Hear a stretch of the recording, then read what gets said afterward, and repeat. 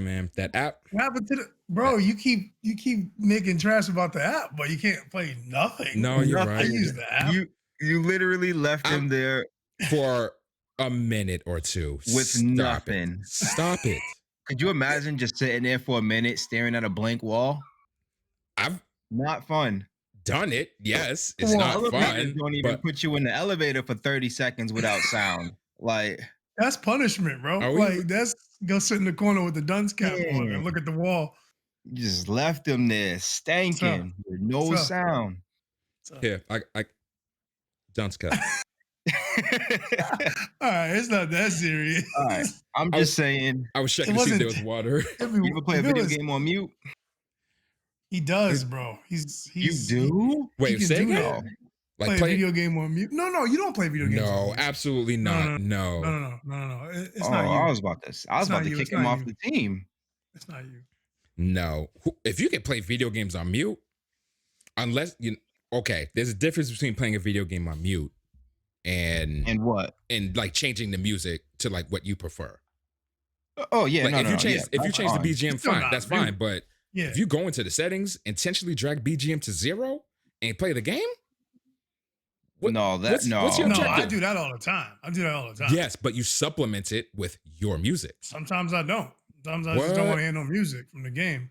But that's not the sound effects I need. The sound effects is what I need. But the music, the background music, that's kind of weird too, though. So wait, you just play the game and all you hear is woof, psh, psh, woof, woof. Yeah, bro.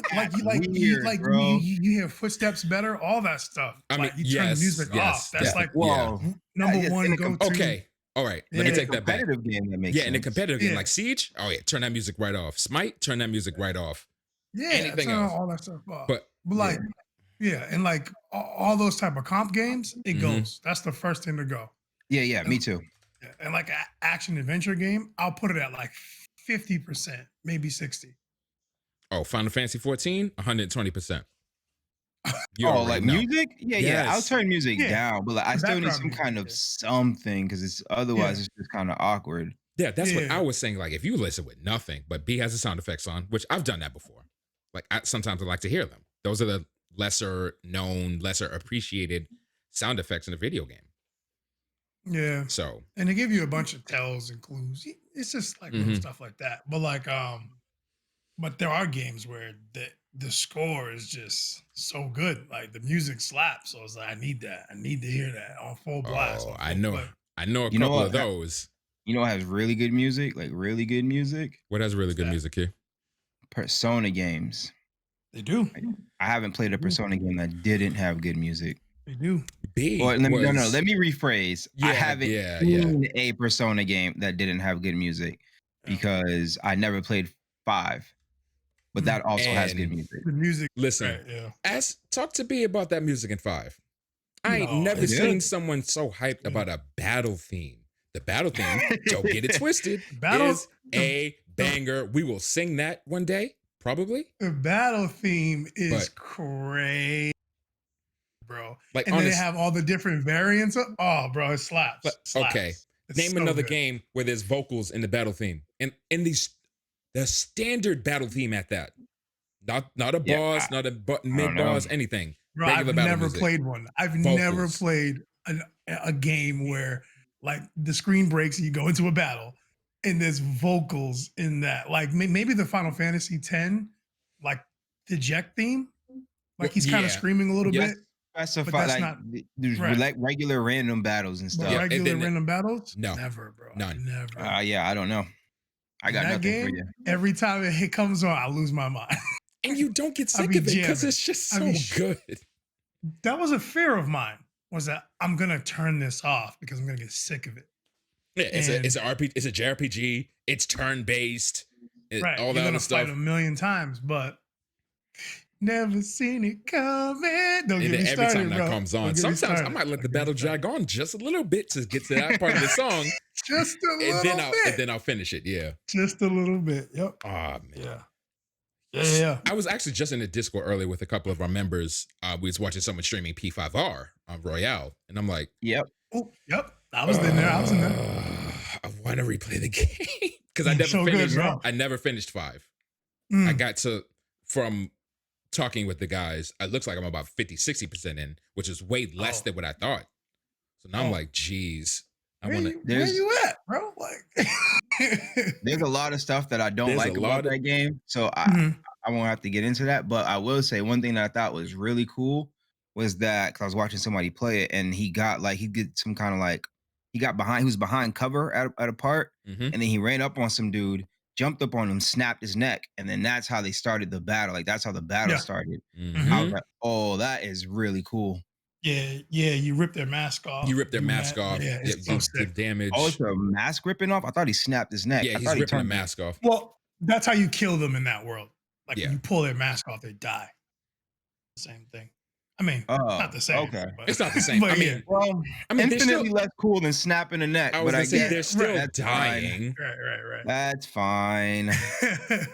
Way less not cool. Not to burst your bubble, but yeah, way less cool. I mean, it's still like cool, but like right. I thought he gave him the crack. I just thought he just definitely snapped his nappy. So with that idea that you had in mind, thinking that he was snapping his neck, was that making you want to play the game a little bit because you go around snapping necks? I mean, no, I thought that was really cool. Like visually looking at it, I still hate it. Like he moves so rapidly, so fast. It's so weird. Like, he's a thief. It's like he's playing on 2x speed, yo. And then he started running. And I'm like, wait, there's more speed. Yeah, there's a sprint on top of that. Yeah, I heard that. I'm like, oh, he hasn't seen anything yet. The movement was so off, bro. Yeah, you move really fast. But really fast. And then like the way he was going. I said I wasn't even going to get into what I didn't like. I mean, you might as well continue because he was going to cover. He like snapped to it almost instantly. It was like boom, boom. I'm like, yo, what is this, bro? Yeah. Necessary. Like everything. Super fast. Like I'm like, it's almost like flash fighting. They can like teleport. They like Dragon Ball teleport. They got like this pink aura underneath his feet as he's going, like running around. I don't even know. Yo, I don't know, but. It's a lot. It's a lot. There's a lot. Yeah. There's a lot. I don't like, man, but I thought the snap neck. Oh, he didn't snap his neck. I thought the battle initiation was kind of cool. Oh, my man's kid is real disappointed that necks are not getting snapped. Yo, that was like the best thing. I was watching Slamma play Strikers last night. Yeah, me too. Yeah. And it's like the same, but more stuff on the screen. Like it's more stuff. Honestly, on the dude, I tune in to hang with them. Like I have no idea what's going. There's so much kapow, blow, splammy, blammy. I'm like, you're basically watching paint fly across the screen. Like how much stuff is happening. But once you start paying attention and once you start playing the game, you know what each color is and what it represents. It's not as confusing. Some things that I noticed when he used certain summons, I forget what the personas. They have a same thing. Whatever. Some of them be cool. We play a lot of games around here. Field of attack, like some of them attack with like a triangle, some attack do like a circle attack. AOEs, so you can attack different hordes of enemies in different ways, which is pretty cool. I thought that was like I focus in on some things, but most of the time he's running around, he's out there making ramen, and I'm just like, what is this game? Like, what is going on? He's cooking. He's talking about cooking food. I don't even know. I don't know. It's a whole thing. Persona 5 is a whole thing. Yeah, it's got a lot. It's got a lot going on with it. I just want you to play it, though. I really want you to play it. I want you to play 3. I'm going to. Look, listen, I'm going to get you. I got B to play Undertale. He's loving it. I'm just. I wanted to play Undertale. And he wanted to play it. It wasn't like a game that I didn't like or didn't want to play. But it's like, it's not like I haven't seen the game. It's not like I saw something and I was like, nah, I'm good on this whole game. I've seen a lot of this game. Like, I've seen this game. And it's like, you know what I mean? It's like, fair enough. All right. I'll leave it alone. We'll get to it eventually. Yeah, I mean, it's got some things I like, but a lot of things I don't. So, like, I probably could play it. The biggest turn off for me of that game, I found out today, is that John is 120 hours. Your boy ain't finna be sitting there for no $120. I'll tell you that right now.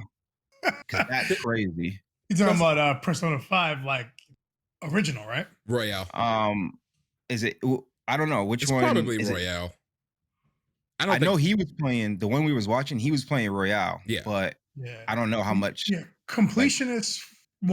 Regular main story for Persona 5. Regular Persona 5 is 97.5. Yeah, 100 hours, bro. 100 You can miss hours. me. You can 100 miss hours. me, bro. Miss me. Yeah. Me. Yeah. I ain't finna do that. I mean, like, Yeah. it's weird because you complain, yo, 10 hours, I paid $70 for 10 hours. I'm not, that's crazy. But at the same time, I don't want too much game, like end. Like you need No, to I stop. Like, need game. Okay, end the game. but Elder Scrolls is lit though. It's perfect. Come on. Elder Scrolls is Well, fine. yeah, because the game, it's like if I wanted to, like if I wanted to play the game, I can beat it how I want. But there's like mad side quests. I'm like stealing. I'm actually role playing. You know what I'm saying? I'm not playing. I'm not telling. I'm not living their story. I'm living how I want to live. So it's different.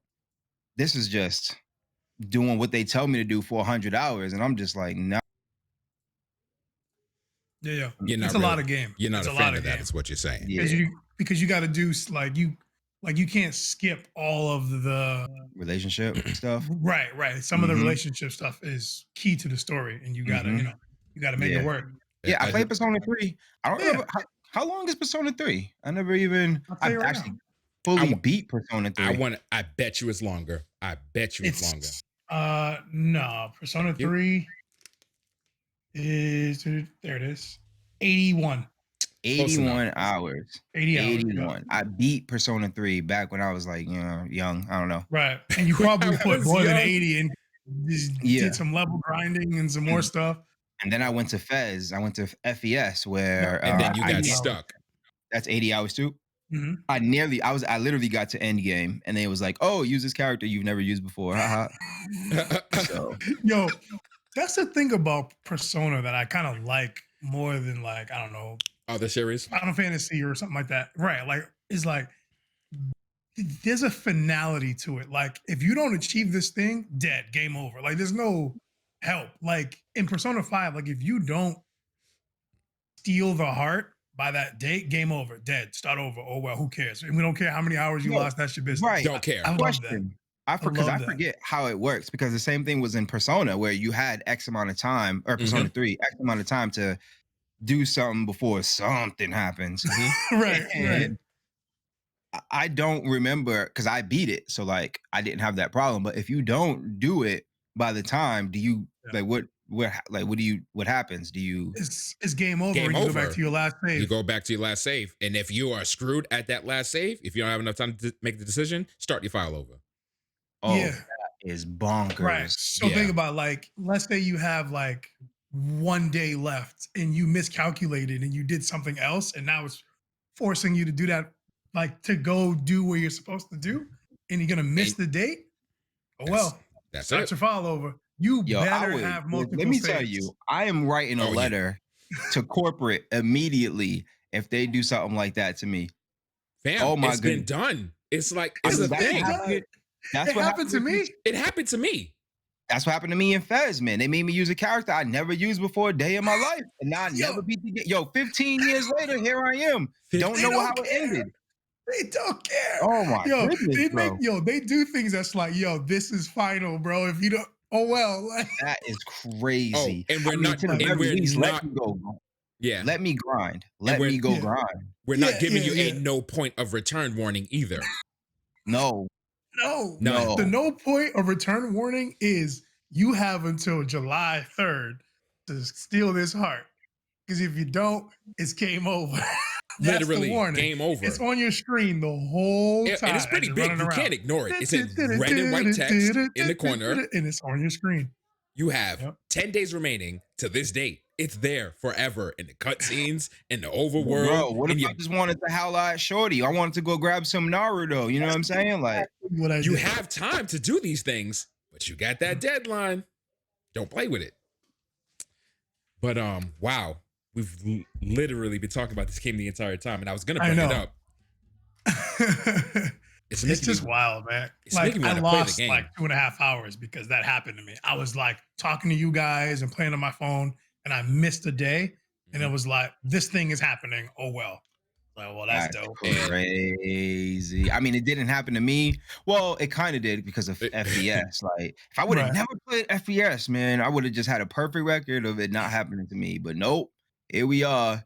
I had to use. I don't want to say nothing because I don't want. No, well, then again, I said this far, so everybody was like, well, I'm gonna just level up everybody now. So like now everybody knows But like, dang, man, yeah, man.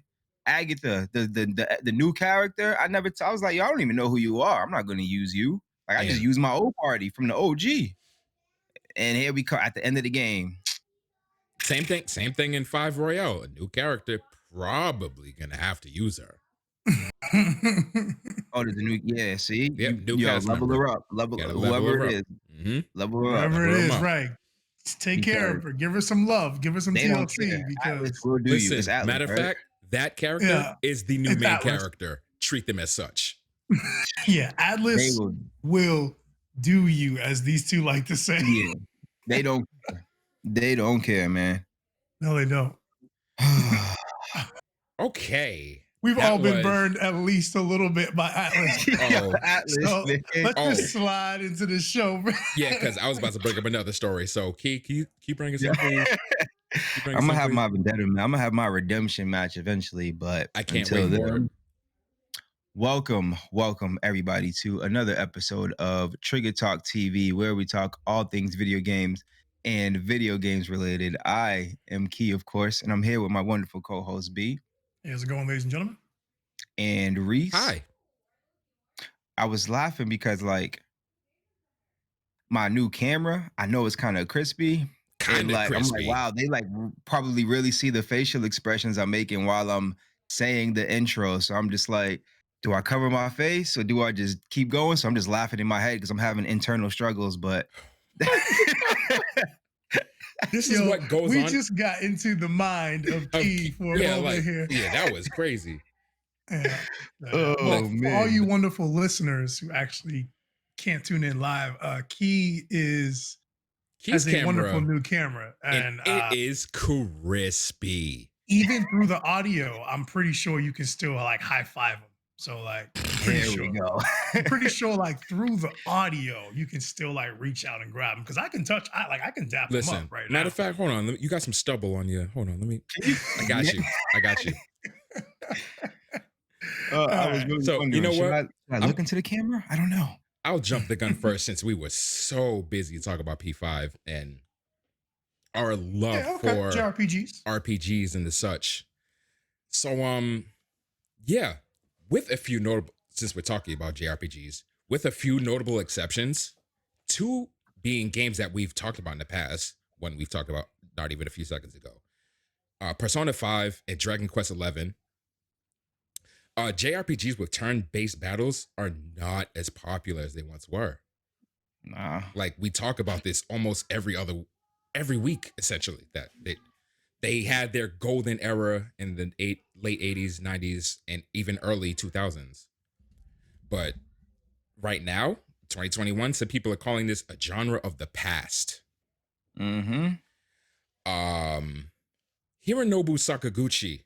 This is like, y'all recognize this name now. Like, this is one of the reasons why I love doing this thing. Like, we get to know the names of the people who are responsible for the things that we love. Mm-hmm. Sakaguchi is no stranger to experimentation. You see his name on tens of titles, primarily Final Fantasy, and you see that within each Final Fantasy, he experimented with something a little different. Can I just say that he also made Lost Odyssey, which is a game that we're getting there. Yeah. We're getting there. Oh, you're gonna bring it up? We're gonna bring it up, yes. A little bit. Okay, I'll bring it up when you bring it up. I got you. Live your best life. Mm-hmm. He ended up creating one of the most gaming's ironically named series, Final Fantasy. There's nothing final about this series because it is a money-making machine. And funnily enough, that was his make it or break it moment in his gaming career. If this had failed, he would have ended up going back to college, and RPGs as we know it would not have existed, essentially. Mm-hmm. It's been 10 years since he's made a game, and Fantasian is his latest entry into this world. It doesn't have that whole make it or break it situation because he's well established. But he embraced the same amount of emphasis and investment and creativity as if it was another make or break title for him. Fantasian released 4 days ago, April 1st, 2021 on our side, April 2nd in Japan, which happened to coincide with Final Fantasy VI's anniversary, I believe the 26th or the 27th. But these games have now been released on the same day. Obviously created, like I said, by Hironobu Sakaguchi, and music by Nobuo Uematsu, another nigh on iconic name in the video game industry. This game was developed by Mistwalker, created in 2004, is a 15-man team headquartered in Honolulu, Hawaii, with 3 games under their belt already. Blue Dragon 2006 for the Xbox 360, The Last Story 2011 for the Wii, and as Key stated, Lost Odyssey for the 360 in 2007. Yes, and Lost Odyssey, you talking about being how he was always experimental. He somehow Lost Odyssey is about a game of immortals. He found a way to bring quote unquote death and make it into an RPG with a game that the main characters are immortal. Like, how do you? He's a genius. He's a genius. I think he's a genius. He's a genius. That is pretty genius because world. Yeah. I had zero premise about the novel about this game, like Lost Odyssey. I've only heard from what you've said, from the little videos I've seen on YouTube and things like that. And then you hit me with this. I'm like, amazing. And as me and the now very famous KJ was talking about Lost Odyssey, it has elements of Final Fantasy X and Final Fantasy IX in it. Like, man, Lost Odyssey is such a great game. In my opinion, and this is very much my opinion, Lost Odyssey is the best Final Fantasy they've made since Final Fantasy X. That's how I feel. Aside from 7 remake, but that's a remake. Yeah, so that really count. Yeah. Right. You can carry on. My bad. I just had to get that spiel out there. Nope, fair enough. I might end up getting Lost Odyssey now because y'all keep bringing that game up. Oh, you have an Xbox. Oh my God. I have an Xbox. Please. There we go. Can you please play that game? I will play the game. Oh my goodness. I know because I can touch it right now. Pinky promise. Because I can Fantasian, again, developed by Mistwalker, founded in 2004. The game was first conceived in 2018 after Hironobu felt inspired to go back to his roots. And there's actually a little conflict of information in this game. Initial reports say that he was playing Final Fantasy VI with old colleagues, and that is what spurred his inspiration. And I'm seeing elsewhere that he was actually playing Final Fantasy IV, and it spurred his inspiration. However, it could have been a mistranslation because 4 and 6 are reversed Roman numerals, and someone could have got confused. But he was playing one of his older creations with colleagues, and he got inspired either way. Because due to his inspiration, he wanted to work on something that emulated the JRPG games of the past, stating that it's something that he really enjoyed, and that despite them being old style games can still be enjoyable in their own right. The sad thing about the game, despite its beauty and everything else that I'll touch on a little bit, he's saying that this may be his last game, seeing as how he has been working on video games since at minimum the late 80s. So if you include all the 90s, the 2000s, the 2010s, and now 2020, you're looking at minimum 30 years.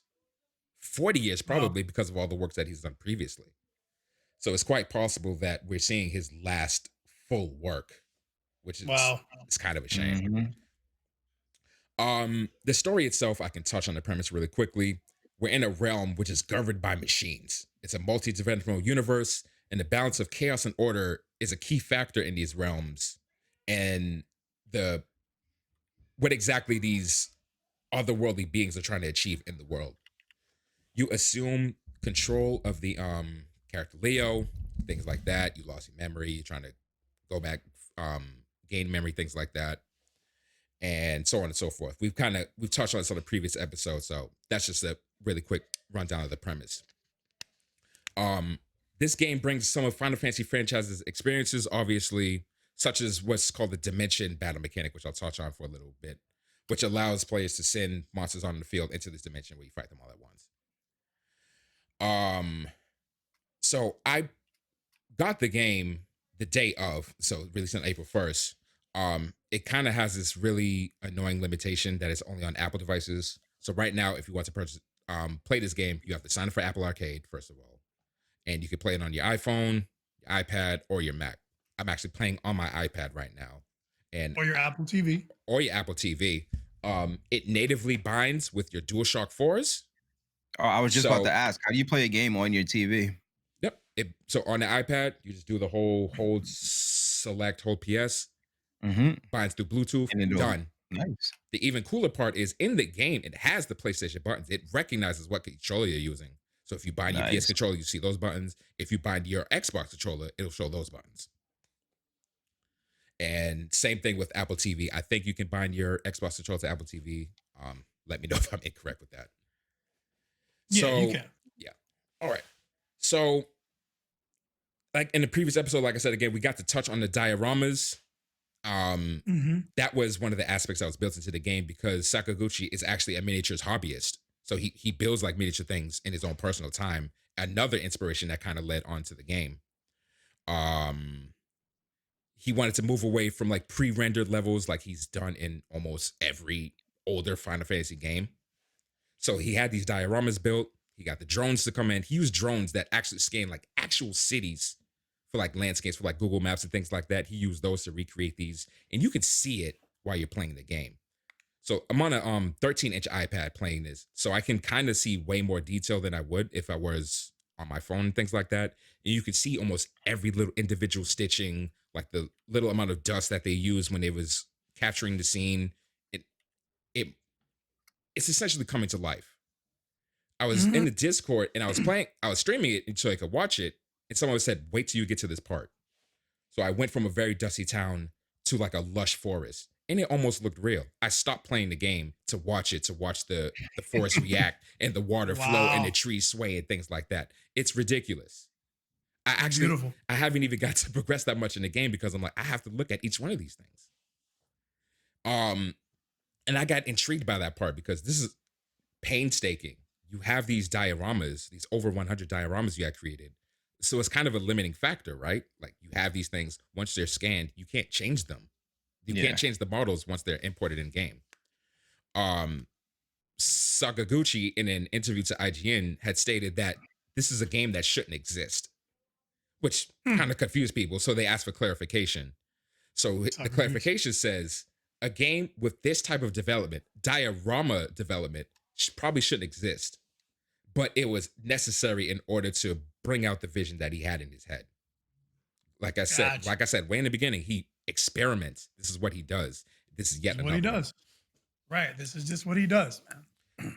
Another experiment, like I said, is the dimension system, which is an alternate dimension where you can save enemy encounters for a later time. That feature almost came about by accident. So this wasn't even something that they were considering in the initial development of the game. So Sakaguchi was testing the touch controls.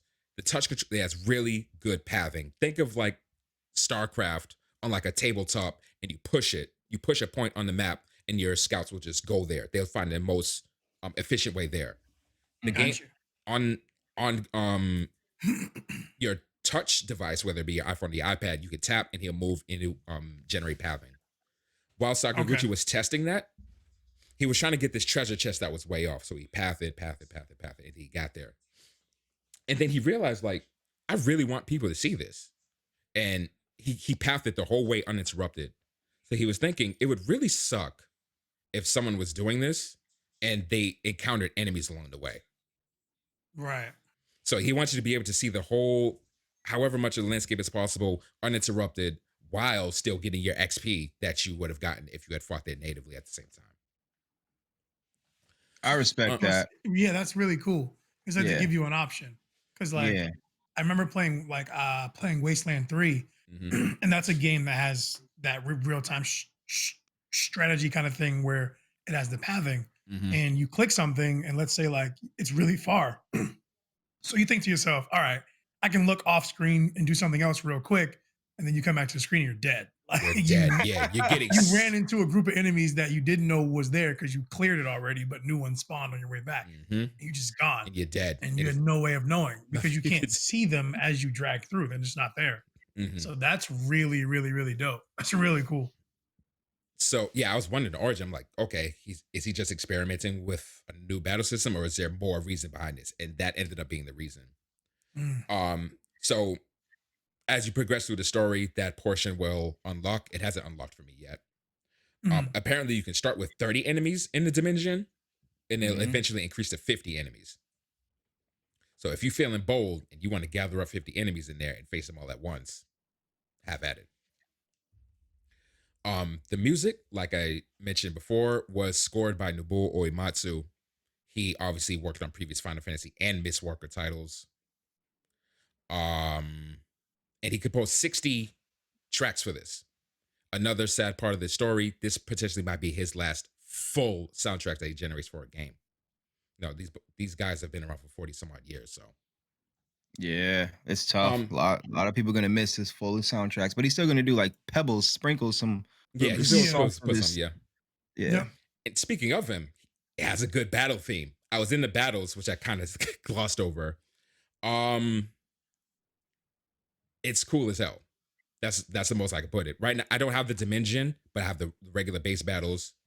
And everything that you saw in the demo, like he's slashing forward, he's slashing through a series of enemies, curving the magic to hit multiple enemies. Those are still there, and they're relatively easy to do. You just hold down on the stick, you alter your trajectory, and you get the perfect amount of enemies.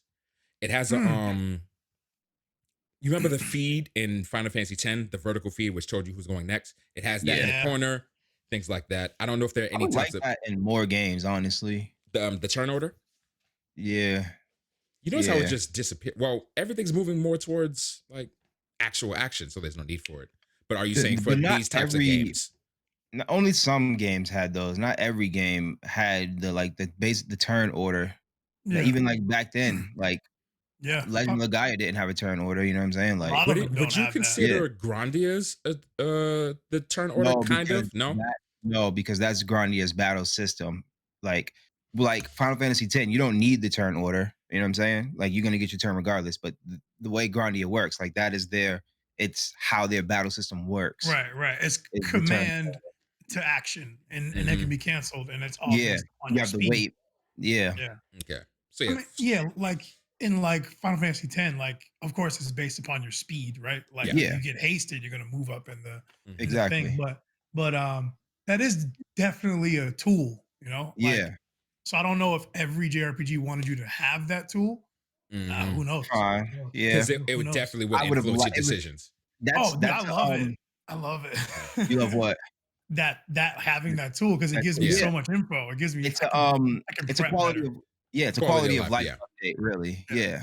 Just so I can see like, all right, now I can strat better. Maybe they didn't want you to be able to strat better, plan ahead. Exactly. Because like if you can plan ahead, you might not, like you might miss out on getting slapped. You know what I mean? Yeah. Because you could plan ahead. You to plan on site, like come up with it on command. Yeah. Which is like BD2. Like sometimes, like before you're able to get their speed and like scan them, they might go first and full burn you. And you're like, oh no. And the only indication of BD2 you get is that hazard. The hazard triangle. Like, oh, I'm gonna be going soon. Right. You don't know at some point, but you don't know. You're like, oh no, scramble. Yeah, it's cool. It's cool. So from this point, I'll add in my little pros and cons. So a typical playthrough.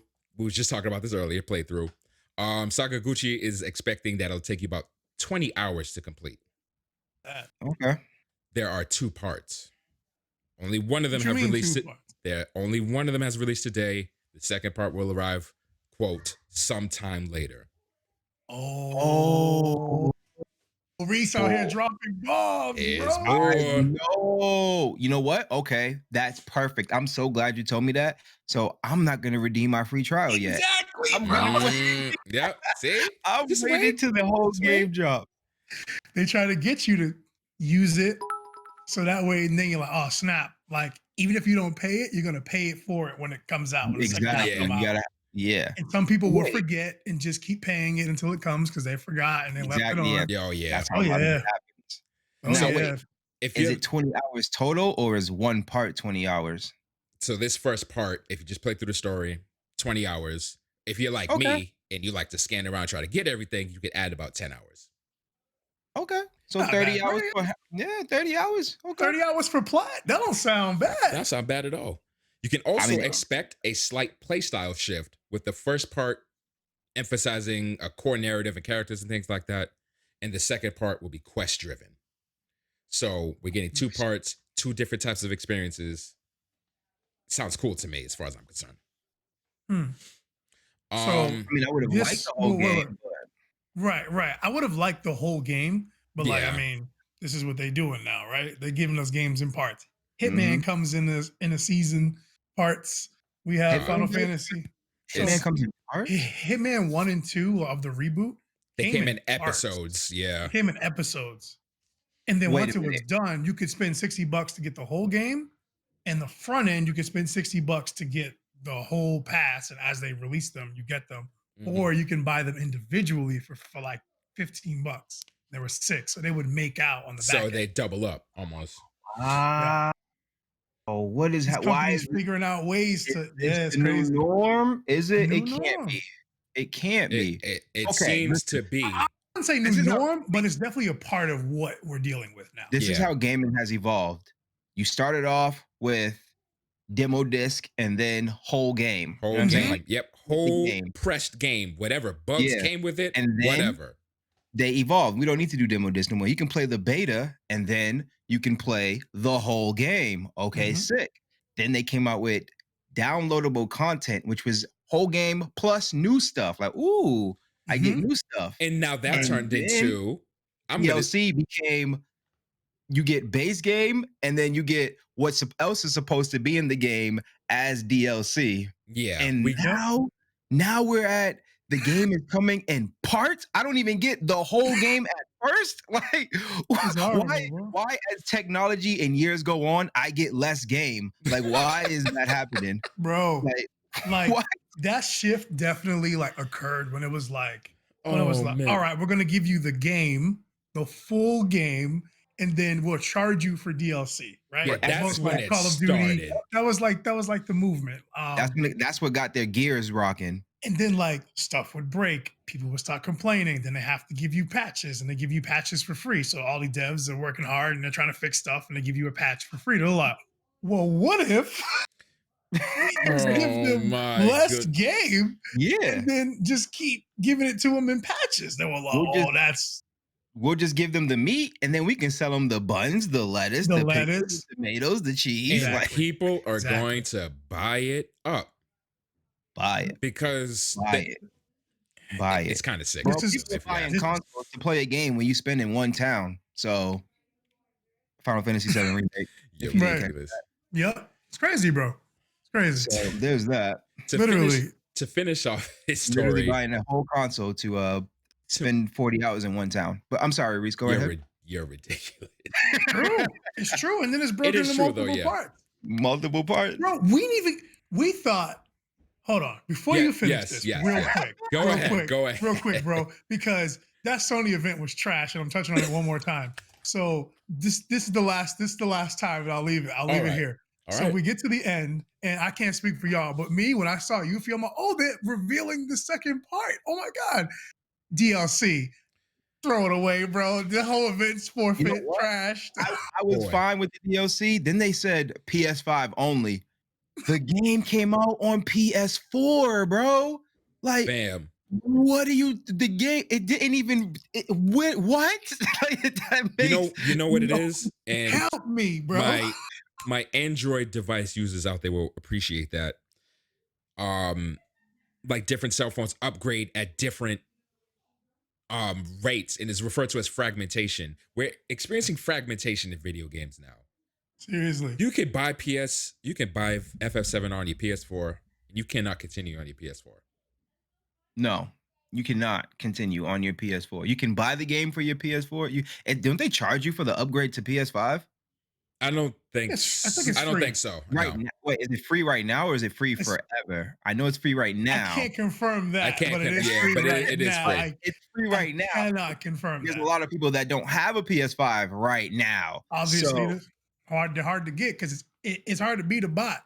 Yeah, I know. So like, but Sony's not the only ones that fall here. Like Xbox One S or X, whatever. If you have a disc version and you decide you don't want to go crazy and get an S this series, you can't play your games. What are you talking about? For games that need to update to go from series to go from one to series. If you had a disc, you still need a disc. Series S doesn't have a disc tray. Oh, Series S doesn't have a disc tray. Yes. Oh, you're talking about just the S. Yes, just the S. So Yes. so they would get burnt by just the S. Yeah. Right. I'm saying right. more I'm like, what are you talking about right now? fragmentation in the market is what I was pointing at. Yeah. Oh, I didn't realize that. Maybe I forgot. I feel like I knew that, but forgot that it didn't have a disc tray. Yeah, it does not. Now to finish this really quick before we go off again. Yes. Again, only available for Apple So- devices. You need Apple Arcade. You might think that's a really odd choice, but Sakaguchi explained that it's more of a sentimentality that kind of drove him to that. Like his first exposure to computing, like gaming on computing, was an Apple II. It was like, okay, it's kind of funny that this was my introduction and this may be my ending too. Apple with Apple. And also, mobile games boom like crazy, especially like in Japan and China. Mobile games are these games do crazy well. So this is true. There's also that. Thank you for bringing that up. I always said that I want a like I don't want gotcha games. Like, where's the art?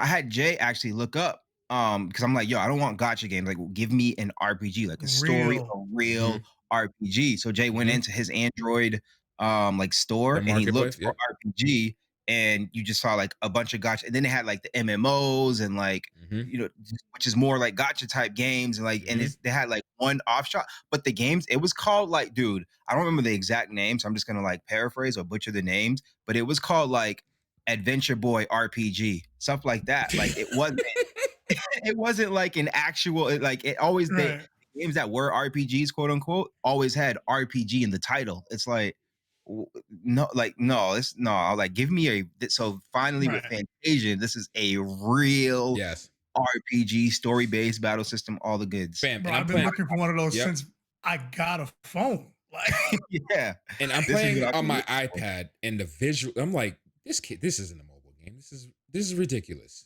This game is drawn too beautifully to be considered just a mobile game, even though it's only on mobile. You can play it on your Mac.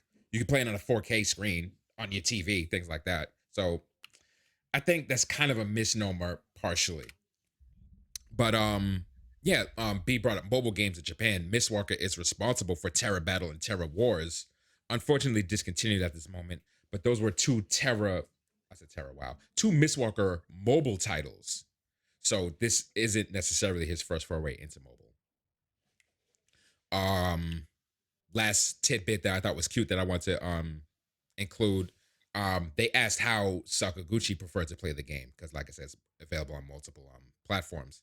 So he plays on his Mac with his 4K screen, but if he had a preference, he'd play it on his iPad, and that's what I'm playing. So I'm just following the words of the creator himself. One of the best ways to experience this game is on the iPad. And you trust and believe in what the creator himself says, right? Oh, of course. You see what he created? Yeah, and he says Final Fantasy 9 is his favorite. That's why I'm playing it right now. Final Fantasy 9 is a slap. And he cried due to the soundtrack of this game. Oh, right. Nobuo yes, he did. Made Hironobu cry. Nobuo and Hironobu have been working together for almost 40 years. Nobuo has scored over 1,000, probably 2,000 tracks at this rate, honestly. Wow. So for him to say that this batch of 60 made him cry? Crazy. Let me tell you something. He went hard on this one. He's like, yeah, I'm gonna sprinkle whatever crazy juice I got left, make my man's cry and be out. I'm gonna watch from the shadows now and just sprinkles. You know what I mean? My pro con list. The battle menu has memory, and I hate it. What your last action was, that's where the cursor is going to be when it's your turn again. It doesn't reset to a quote default position.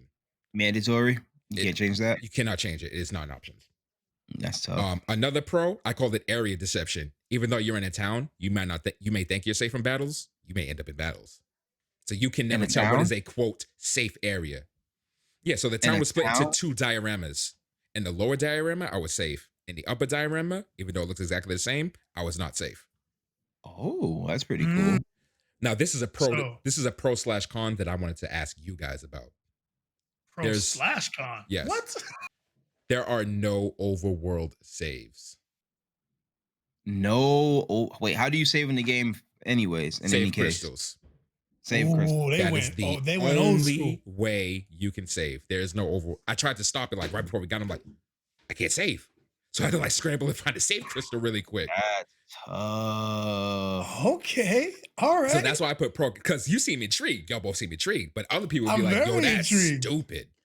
I mean, I'm very intrigued. Like he brings up the I'm done now, by the way. So yeah, something that's missing from JRPGs of now, like you take BD2, is like that rush or that excitement of running into random enemies, like knowing you could lose on your way to a save point. You know which what I mean? have in BD2. But right, but you can dodge the enemies. You can run away from them. Like you chose to fight them. You know what I mean? Or you wasn't paying attention. I was dodging. I was like, all right, I'm kind of low. Let me run past him. Ran right into me. Wipe me. Yeah, well, you need some work on your dodge I do need enemies. some work, easily, bro, they're easily avoidable with random battles. Hey, man. Easily. Sometimes, listen, avoidable. Everybody slips up, but yes, they are easily avoidable. But like, and you can save anywhere pretty much in a lot of these games unless you're in a dungeon. So it's like, that definitely makes it harder. Like you have to go to a save point to save. Yeah, like that adds stress. I wouldn't know harder, but it definitely adds stress. It adds. Oh wait, though you can store the battles though, so it's not that stressful. Right. You can store the battles up to a limit. It's not like you could just be like, oh, I'm just gonna go smack everybody.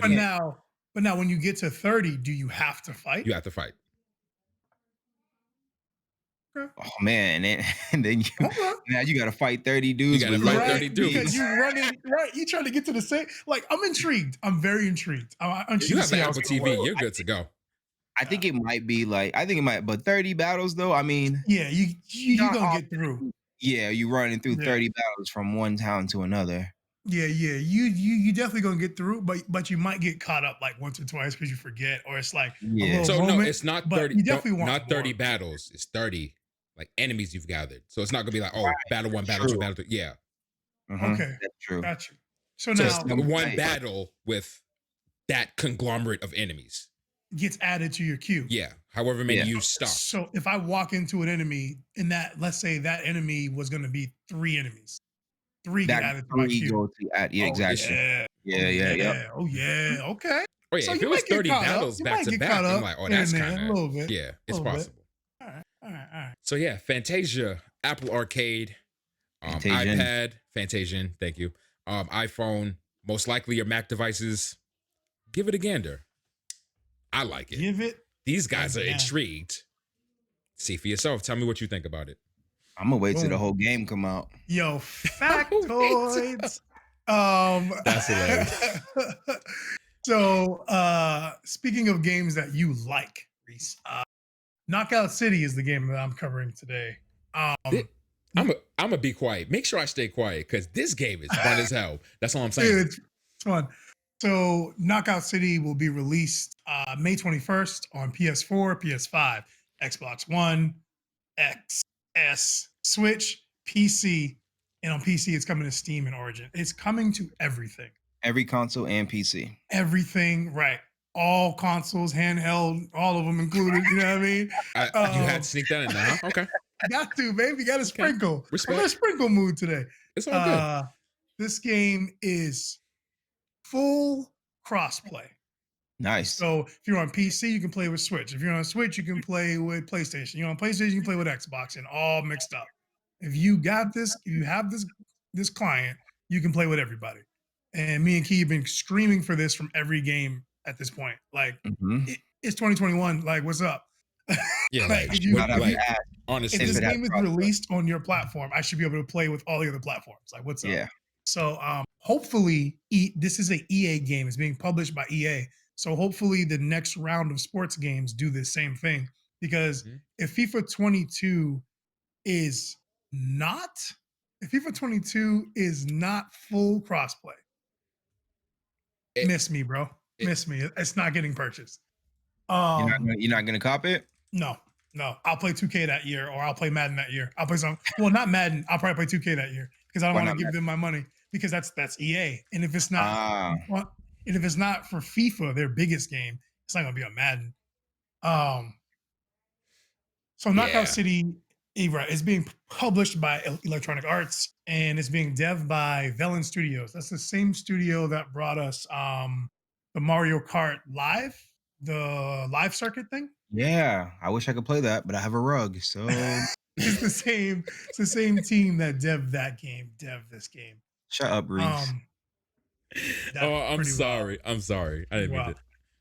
Yo, because you guys were, we were all pretty pumped for this, but you guys were like, gonna get it. Like, y'all was so stoked to get it. So the rug is what's holding him back. The $100 carts is what's holding me back. Because I got $100 cart? Yeah, the whole kit for it is $100. And I would have to get at least 4. So sheesh. Yeah. Man, you better get one and they share. Shoot. Yeah. That's not fun. They do a sprint, then the next person does a sprint, and then the next person until you complete the circuit. You're making me miss rug though. I'm not gonna lie. Each kid get a lap. Each kid get a lap, bro. Hey, listen, that sounds good to me actually. Thank you. Because you know he ain't coming off sticks. Sticks. I'm in first place. Leave me alone. I don't know. You might have comp in there with, you know what I mean? You might have some comp over there. But Knockout City is mega fun. So Knockout City is a team-based 3v3 so far. Competitive dodge brawl game is what the studio likes to call it, dodge brawl. The next gen versions will have the appropriate enhancements, unless you just have it on PC, you just turn your specs up. So Knockout City is being described by Velan as dodge brawl. So the goal of eliminating players by pelting them with the ball is just like the tip of the iceberg. That's just like the base of the game. There's actually a lot more to it. So for one, players can charge up their throws. So you hold whatever your throw button is and it will charge up. And then upon release, they will release it with said power. There's a max charge, but there's like strat to it because like you can throw super fast or sometimes you might want to mix it up, throw it slow. The slow toss. Nature. There's a lot of strat there, right. And just the speed of the ball. And then there's fancy tricks like you can like lob the ball over the top like a 3-pointer. You can curve the ball left and right to really try and confuse your opponents. And not only that, there are different types of balls. So you have the base. Get to that. Yep. We're gonna get there. We're gonna get there. We're gonna get there. I got you. Keep me chill because I'm a top. I got you because you get it hype. Go ahead. Do your thing. Unfortunately, the full it's called, what was it called? The full crossplay beta is now finished. There may be one more beta before it launches, but they're not sure. They haven't pulled the trigger either way. Naturally, players can catch the ball. Obviously, it's a super fast, like action-packed, competitive dodgeball game. So you got to be able to catch the ball back. So you press your other trigger or the other button on your mouse or whatever you have set up to catch the ball, and that's all based on timing. So what'll end up happening is like these really intense battles of people dodging and jumping and catching the ball back and forth, and teammates are coming in from the side. It's a 3v3.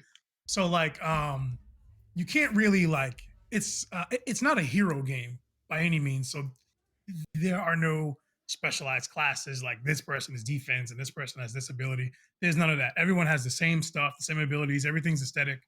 The only thing that changes are the balls. So there's 6 total. In that particular beta, they give us access to 3. They give you the moon ball, which allows you to jump really high in the air, but also when you hit an enemy with it, they fly really far. So that's pretty sick.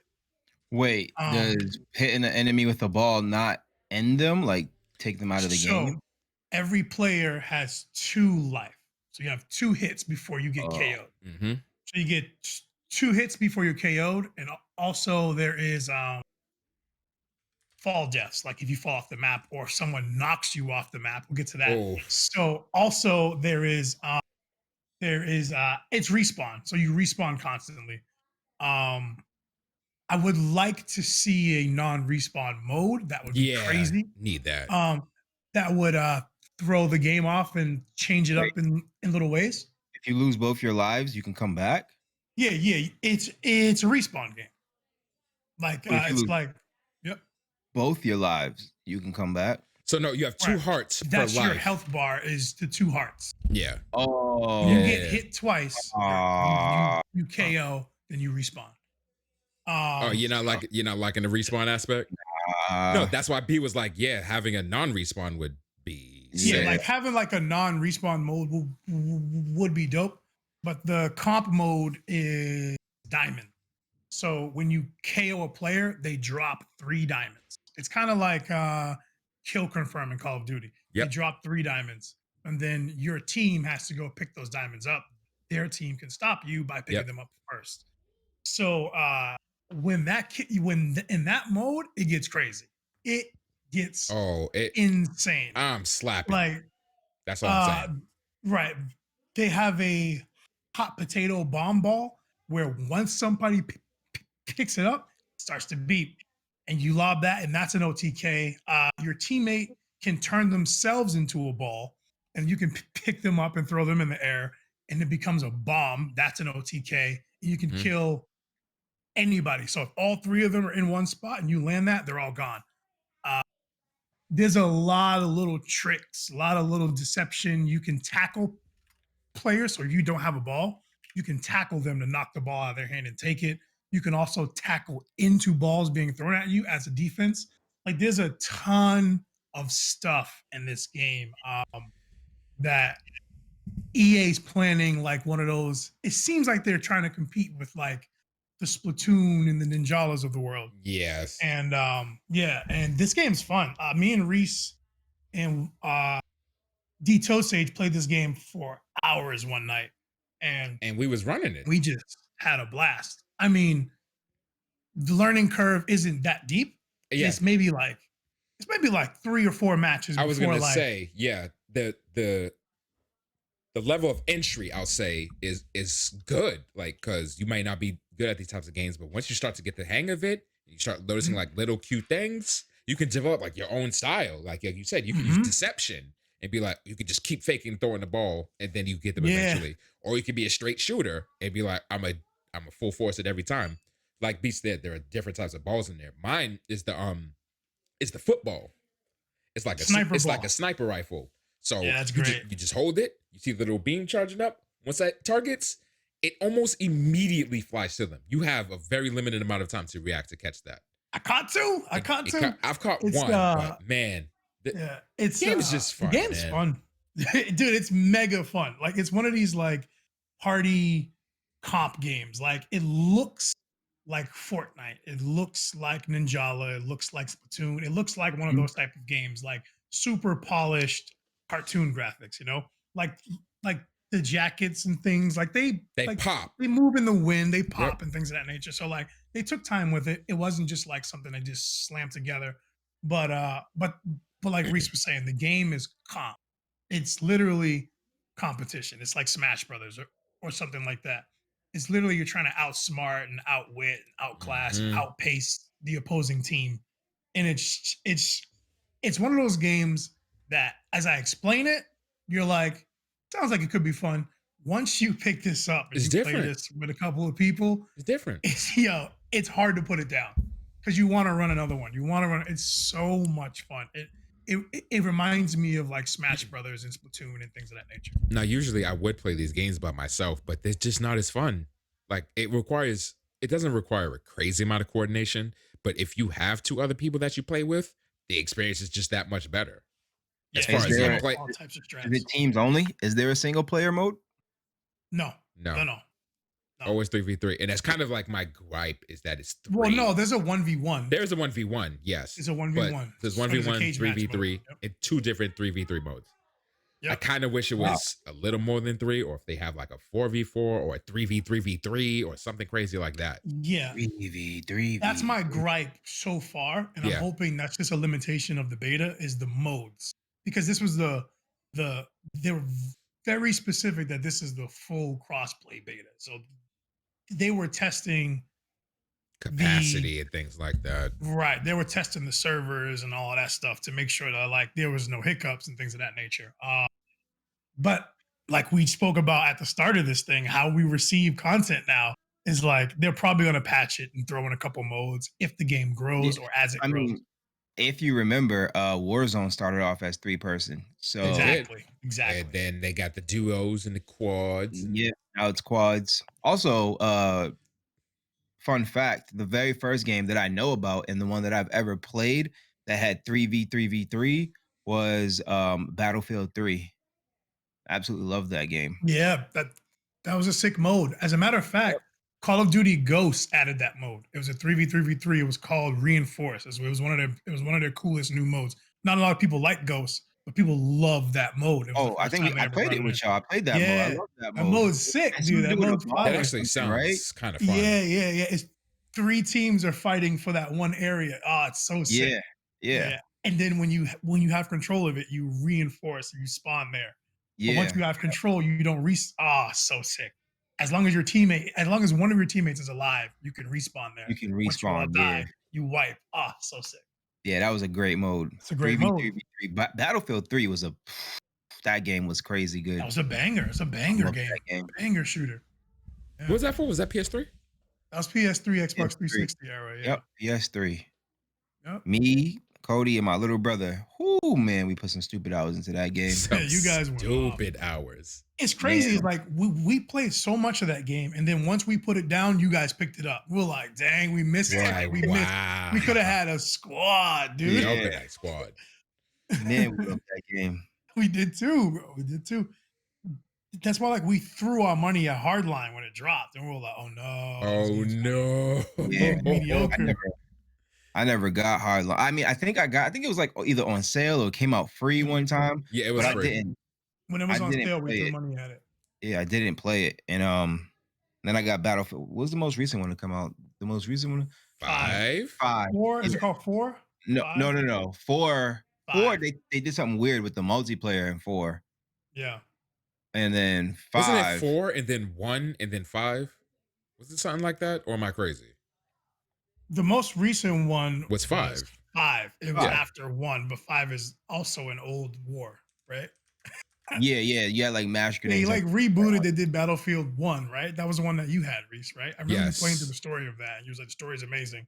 I love the story. I didn't have that one. And then there was the one after. I had the beta. Yep, 1942 to 2142. Bad Company 3, 4, Hardline 1, 5. If that's not the most confusing release schedule ever. They got the Xbox Series X naming convention. Sure enough. AKA garbage. Yeah. Yeah, I mean, Battlefield 5 was like good. It was good. It was a good game. I just didn't play it for very long. I don't know. It's just doesn't have the same spark I see what anymore, they did. They got away with using Battlefield 1 because the very first Battlefield game was not called Battlefield 1. It was just Battlefield. Battlefield 1942. 1942. Okay. Yeah. I remember seeing that on G4 and Adam Sussman, those people going crazy for that. The very first one I ever played was 3. And I love that game. Bro, you be in a building and a tank would just come through and blow down the building and you on foot. You got to run away from a tank on foot. You trying to hold down these locations. Oh that my God. That sounds like my kind of game, though. I'm trying to tell you. You just see Cody zipping, running around in the air because he was always trying to fly the helicopter. Oh my goodness. Too fun. Mm-hmm. Too much fun. There was this other war game I saw a really quick clip for where he was kamikazing a plane. He was like going right down onto the destroyer. You just see the bullets coming up from the ship. And he blew the hell out of that ship. And he won the game for them. I forgot what game it was, but it looked so like real. It was like Battlefield-ish, but it wasn't Battlefield. I have to find out what game that is now because I want to play it. It looked like Battlefield 1-ish, honestly. But nobody plays BF1 anymore. I go through like phases with with like shooters and stuff. Like one moment, like I just want to play super realistic stuff like Siege. Yep. Then like I'm like, all right, I want to break. I want to play something like just nonstop spawning, like Call of Duty Team Deathmatch. But then I want to take a break from that. And then, all right, let's play Battlefield. Well, we don't have Battlefield, so let's play Dirty Bomb because that feels like Battlefield, right? Yes. Like that feels Dirty like Bomb, Battlefield. that's the closest. Yeah. Yeah, and then once I get tired of just respawning and playing that, I need another. I need something different. Like that's where I am with shooters. It's like this constant like roulette of the different types of shooters. It's funny because SOCOM Confrontation had to bring me into shooters in the first place, and that's definitely the slow, tactical, make sure you make your decisions correct type shooter. Man, I'm like that with games in general. I'll be like, oh, this game's fire. I'm playing this. I'm ready for something else. Yo, this game's fire. I'm playing this. I'm playing something else. And this just every game. How is that's your another list? reason why I like so many different genres. It's like because like I don't want to go from a shooter to play another shooter. Like no, bro, can't do that. Nah, dude, get that out of here. Like I don't want to be playing COD and be like, all right, let's go to Siege. Like nah, dude, like let's play like Mortal Kombat. Like let's play Street Fighter. Let's play Undertale. Towerfall. Let's play Undertale. Let's play anything. I for sure can go from one game to I can whatever. Honestly, for me, it doesn't even matter the genre. Like I can go from the same genre to the same genre, from the different genre to another, whatever. Yeah. It's just that once I'm burnt out, I just need something else. Like I just. And this is why you have not completed 75% of the games you have touched. Yo, chill. Okay, I made a New Year's resolution, and I'm doing good right now. All right, you're doing good. I won't take that from you. But boy, you should have had that list in the first place. Let me tell you what. Leave me alone, okay? Leave me alone. Yeah. Like I'll play like wherever the night takes me. Like if we just played Siege and everyone's like, "Yo, let's get on this," and the whole crew want to play that, then run it. Actually, I have a game for you, but we'll talk after. Okay, but Knockout City. This is my kind of game. I love games like this that to slice up the seriousness and the monotony, but still be competitive and test your reactions and your skills. I love games like this. May 21st, this looks like a purchase. It's probably going to be on Game Pass. So I'm going to buy it, which is sick. I'm a fan. I'm a fan of this. I'm a fan of Game Pass. I like what EA is doing with this. EA is doing a lot of other stuff I don't like, but I like what they're doing with Knockout City. I am a fan of this game. The cage ball slaps. Just saying. I feel like the cage ball is underrated. That's all I'm saying. The cage ball's cool. No, the cage. I hate that thing. Oh, it's so. You know sick. what the cage ball does, Key? It locks you in the cage. It locks you in the cage. You're in ball form. Anybody in the board can pick you up, chuck you off the board. Or your friends can pick you up, and you are a very deadly tool. That sounds cool. But you're locked in there. It's not like you can turn into a ball and be like, all right, change my mind. No, you in there for like 5 seconds, I think. That's longer, and you can mash to get out. No. The cage ball you can't mash. The mash you can't get out. You just gotta wait there. Into a ball, and your enemy picks you up. You can mash to get out. Gotcha. But they'll throw you, bro. They will chuck you. They'll throw you. Yo, anytime I'm in the go, like, yo, they do it with such speed. It's crazy. Oh yeah, the one thing we never spoke about the defense, real quick. Your screen is surrounded by a red border. It's super tiny. You don't even notice it. What's the ability in COD? High alert. Right. So your screen is surrounded by a tiny little high alert around your screen. And based on where a ball is coming from and how fast it's coming, that area will start to spike up. It'll so glitch. Coming from your right, it'll audio. start to indent. Right. If it's coming from the top, it'll start to drop down. You have to spin your camera to catch it and then catch the ball. You can't L2. Magically catch with your back turn. You have to actually face turn around and catch the button. Oh, it's sick. And then you do the catch with a quick toss. They're going to think you're going to fling it right back at them. You just be like, ha. Then they fake their catch and they get hit. Yo, let me tell you something. It's good. You throw a fake triangle, throw it over the top. Stop playing. Anyway, Strats. The game is dope. I've been looking for coming a to dodgeball everything, game. and you can play with everybody. It's sick. I've been looking for a dodgeball game since SNES. This is it. SNES. There was this. That was the. B knows what I'm talking about. Yo, that dodgeball game. We used to play at the big house. Ridiculous. I have a thing for dodgeball. Like, listen, I might start a TTTV dodgeball league. Don't get me started. Oh my gosh. But let's move on from this topic because in high school. I had fun playing dodgeball. But yeah. Game's great. The game's great. You gonna get it? Game is hot. I guess I can check out the beta. Beta's closed. The beta is now closed. Well, if it's free on Game Pass, I got you. Boom. Makes sense to me, bro. I'll meet you there. If it's free on Game Pass, Game Pass done changed my life, man. I don't even look at games the same no more. Like the game could be fire, but I'm like, but is it coming to Game Pass? Because like, why am I spending? Like, why I gotta buy it? It's coming. Why I gotta buy it? There's some like, I don't care. I'm gonna cop, right? Like I'll buy it. But there's a lot of, but is it coming to Game Pass? Facts. You know what I'm saying? There's a lot of that. Like, I'm gonna buy Ratchet and Clank. One, it's not coming to Game Pass because it can't. And two, it's like it's one of my favorites. So it's like, all right, I'll cop. But there's other games that are like, I don't need to buy it. It was like Outriders. I don't need to buy that. Like, just get it. Outriders have a lot of problems right now too. See, so I can just wait. I don't have to be a part of the people getting all destroyed by the servers. I can just wait. Yeah, Project all destroyed by the servers, bro. Project it happened. Is a cop for me. I think that might be a PlayStation exclusive, but regardless, even if it's not, that's a cop. What? Forspoken? Forspoken? Cop. Oh my goodness, Forspoken. Yeah, I wanted to see if he was going to say the actual title. No, honestly, I forgot it was called that. Like, it's Project Athia, bro. That name is Forspoken, taking part in the world of Athia.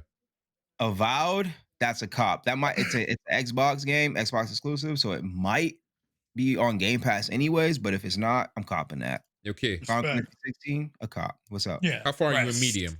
16's a purchase. How far am I in medium? Oh man, I haven't played medium since it came out. Like, why? Just saying. I was wondering. You say you're gonna cop all these games. I'm just saying. Yeah, but I got it. He never said beat it. I didn't. Right. I said I got it. I downloaded it. I never said beat it. I can't. I'm done. Why? Like this is like why. Returnal. Hold up. Before you do that, Returnal is one of those games that's like in that vein. It's like I like it a lot, but is it a day one drop $70? Which that it's a PlayStation exclusive. Wish that was coming to Game Pass. Wish that was coming to Game Pass, bro. Because that game looks fire. I like that game. It looks great. I wonder if Deathloop is coming out on Game Pass. What's up? Oh wait, no, I was wondering if Deathloop was coming out on Game Pass, and then I was like, oh wait. Nope, I think that's still a PlayStation exclusive. No, did it get ripped from exclusivity? We don't know. Yeah, no, they didn't mention it at the conference either. I think it's still PlayStation exclusive. Yeah, they can't rip that. That would not be a good look. Yeah, it's probably going to end up being a timed exclusive now. You know what else hasn't been a good look? CD Projekt Red. Oh, and wow, they're still around. They've gone through so much so that they are doing a complete company revamp. They're already rebranding. I guess I couldn't say already since they've been around for a little bit, but after the last debacle, they're kind of doing a rebrand. It's not really a rebrand. They're just changing the whole way that they are going about business within their company. Business, not even making games, it's business. Bro, listen to this. So on March 30th, which was a couple of days ago, like last week, they released a video, and it basically it explained their mission statement and their company values. So what they want to do this time around is they want to create revolutionary story-driven RPGs, which go straight to the hearts of gamers from around the world. This is quote straight from them. They want to be counted among the world's top 3 video game developers, and they want to ensure lasting place for their brands in the global pop culture. So that is what they're trying to accomplish. That is like their overall main goal with this entire business revamp that they're doing. And so to achieve that, they have developed a strategic development framework of 3 sections, hoping to streamline their operations going forward. Okay. You have the transform, the build out, and the expand. Transform, build out, expand. Okay. Right. Sounds reasonable. The transform that's the largest, that's the meat, that's the everything of this section, and it's their base, so it makes sense. This is their foundation. Their foundation should always be the strongest. So their foundation, what their foundation is called, they're dubbing it Red 2.0. And Okay. with this, the company will be focusing on developing parallel AAA games. And they plan to attack this by growing out their production capabilities. So So before you continue, because it yeah, looks so they did an almost wonderful job with Witcher 3. Like Witcher 3 had its issues too when it first came out, but nowhere near as yeah, bad as CDPR. But like, you're it's telling phenomenal. me after everything that's happened with this, when they were working on a single game, they now want to work on multiple games. Multiple games, large like Cyberpunk. Dare we say the words Cyberpunk 2077 on the show? But I'm sorry, I tried. We I have tried. to right now. Yeah, We have yeah. to. We have Yeah. to open the door. Talk about You it. notice it brought has up- been a while. Yeah. It's been a while. Oh man, but there was a part. It was a segment, an issue, a time frame where every ep had some CDPR. Oh my goodness, Yeah, Jeez. it was sickening. I'm so glad that section, that era of my life is over with, because man, I was tired of saying CDPR. But here we are again, saying one CDPR. last time, hopefully the last time saying CDPR, at least in a negative light. Right. Well, games are gonna take 10 years to come out anyway, so it's gonna be a while. I mean, on paper, it sounds, I don't know, man. It sounds, no, not this part. Their Red 2.0. I don't know how I feel about this, because what they want to do is, so basically you're gonna have two franchises. They have two franchises that they're working on simultaneously.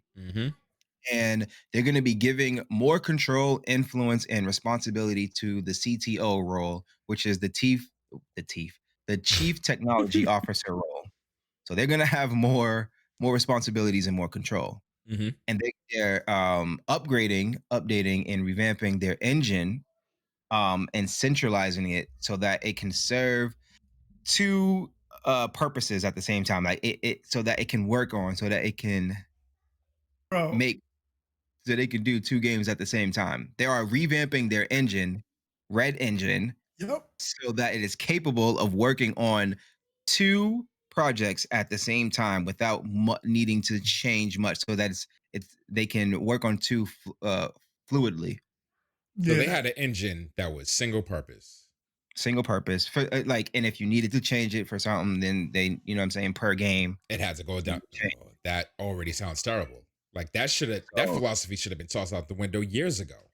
Yeah. Now the engine will be centralized so that it can work on, I'll say, multiple games at once, but they're going to focus on two AAA games in parallel. No, continue, because I want to hear this. Well, right. Because I watched the video on this, so I got a lot to say about this. Go ahead. I haven't watched the video, so at any point you may. At any point. All right, but keep going, because I'm trying to wait to hear certain parts. Go ahead. So with this, they're gonna have two teams working on two different games at the same time in parallel. Yeah. But with those two teams, you're also gonna have something they're calling cross-project experts to work on both projects at the same time, which I don't even like. Why would you want that? Like, why would you can want? I interject before you? Go ahead.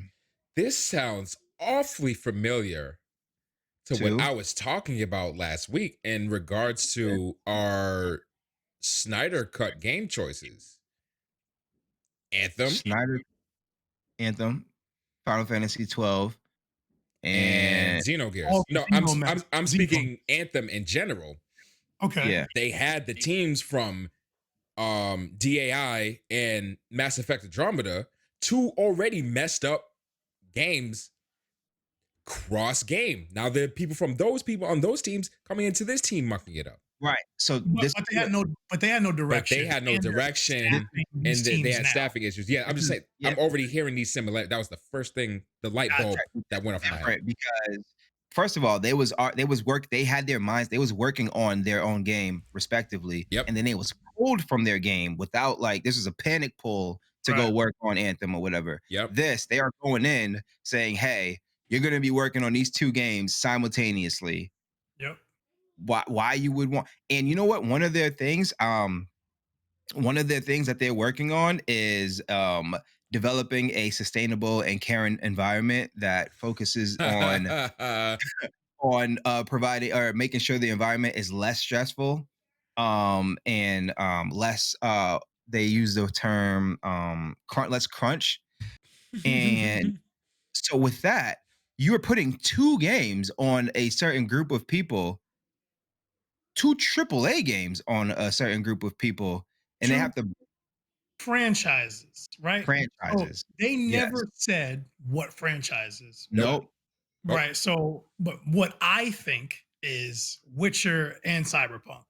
That's what I think because I don't They're really know a lot of their friends. They don't really have a ton of no, franchises. that's the only two that they have. So they're Yeah. definitely doing some focus on.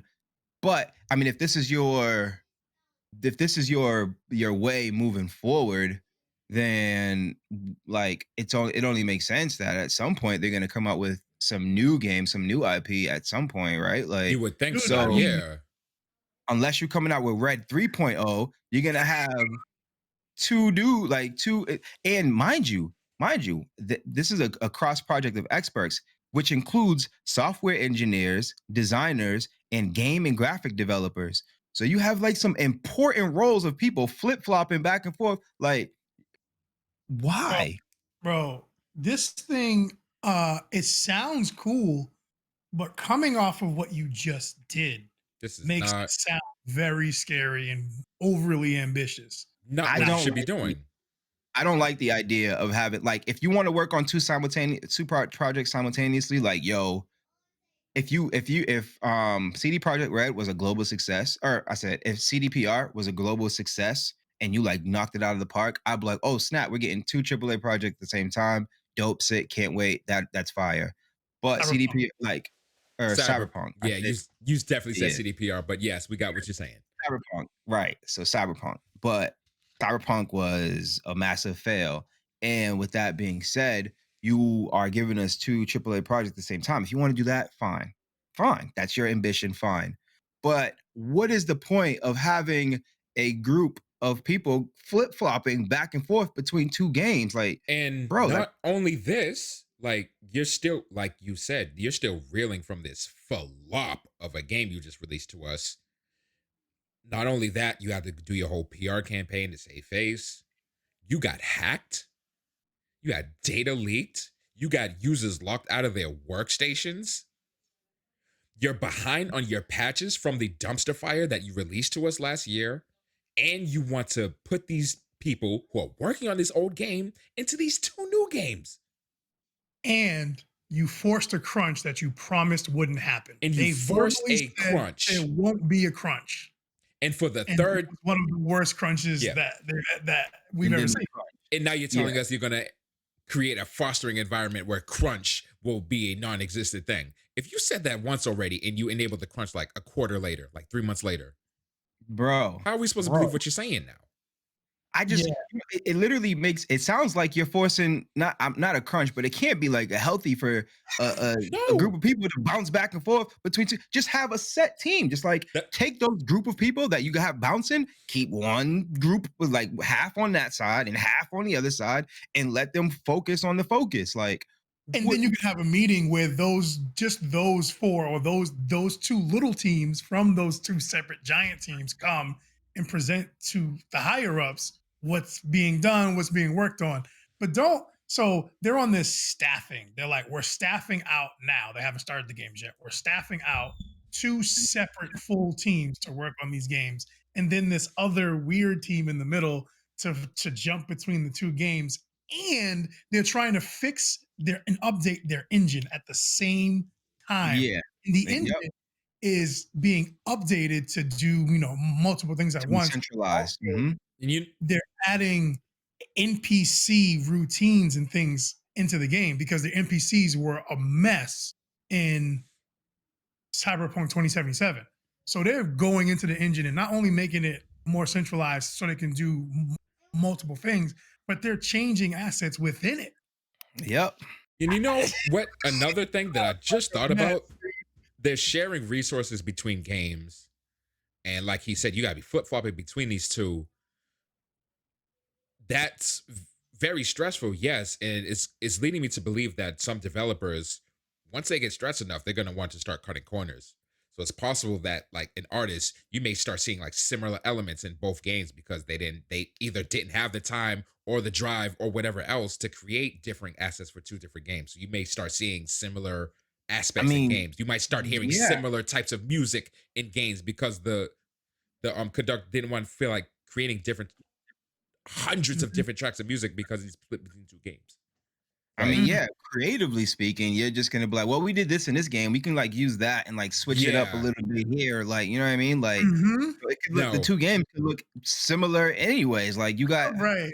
like It gives the devs an out, right? To like, let's say you're having a rough week, you're having a rough day or whatever. You're just like, well, I did this on Witcher 4, so I can just like take that same thing and just make it cyberpunky. You know what I mean?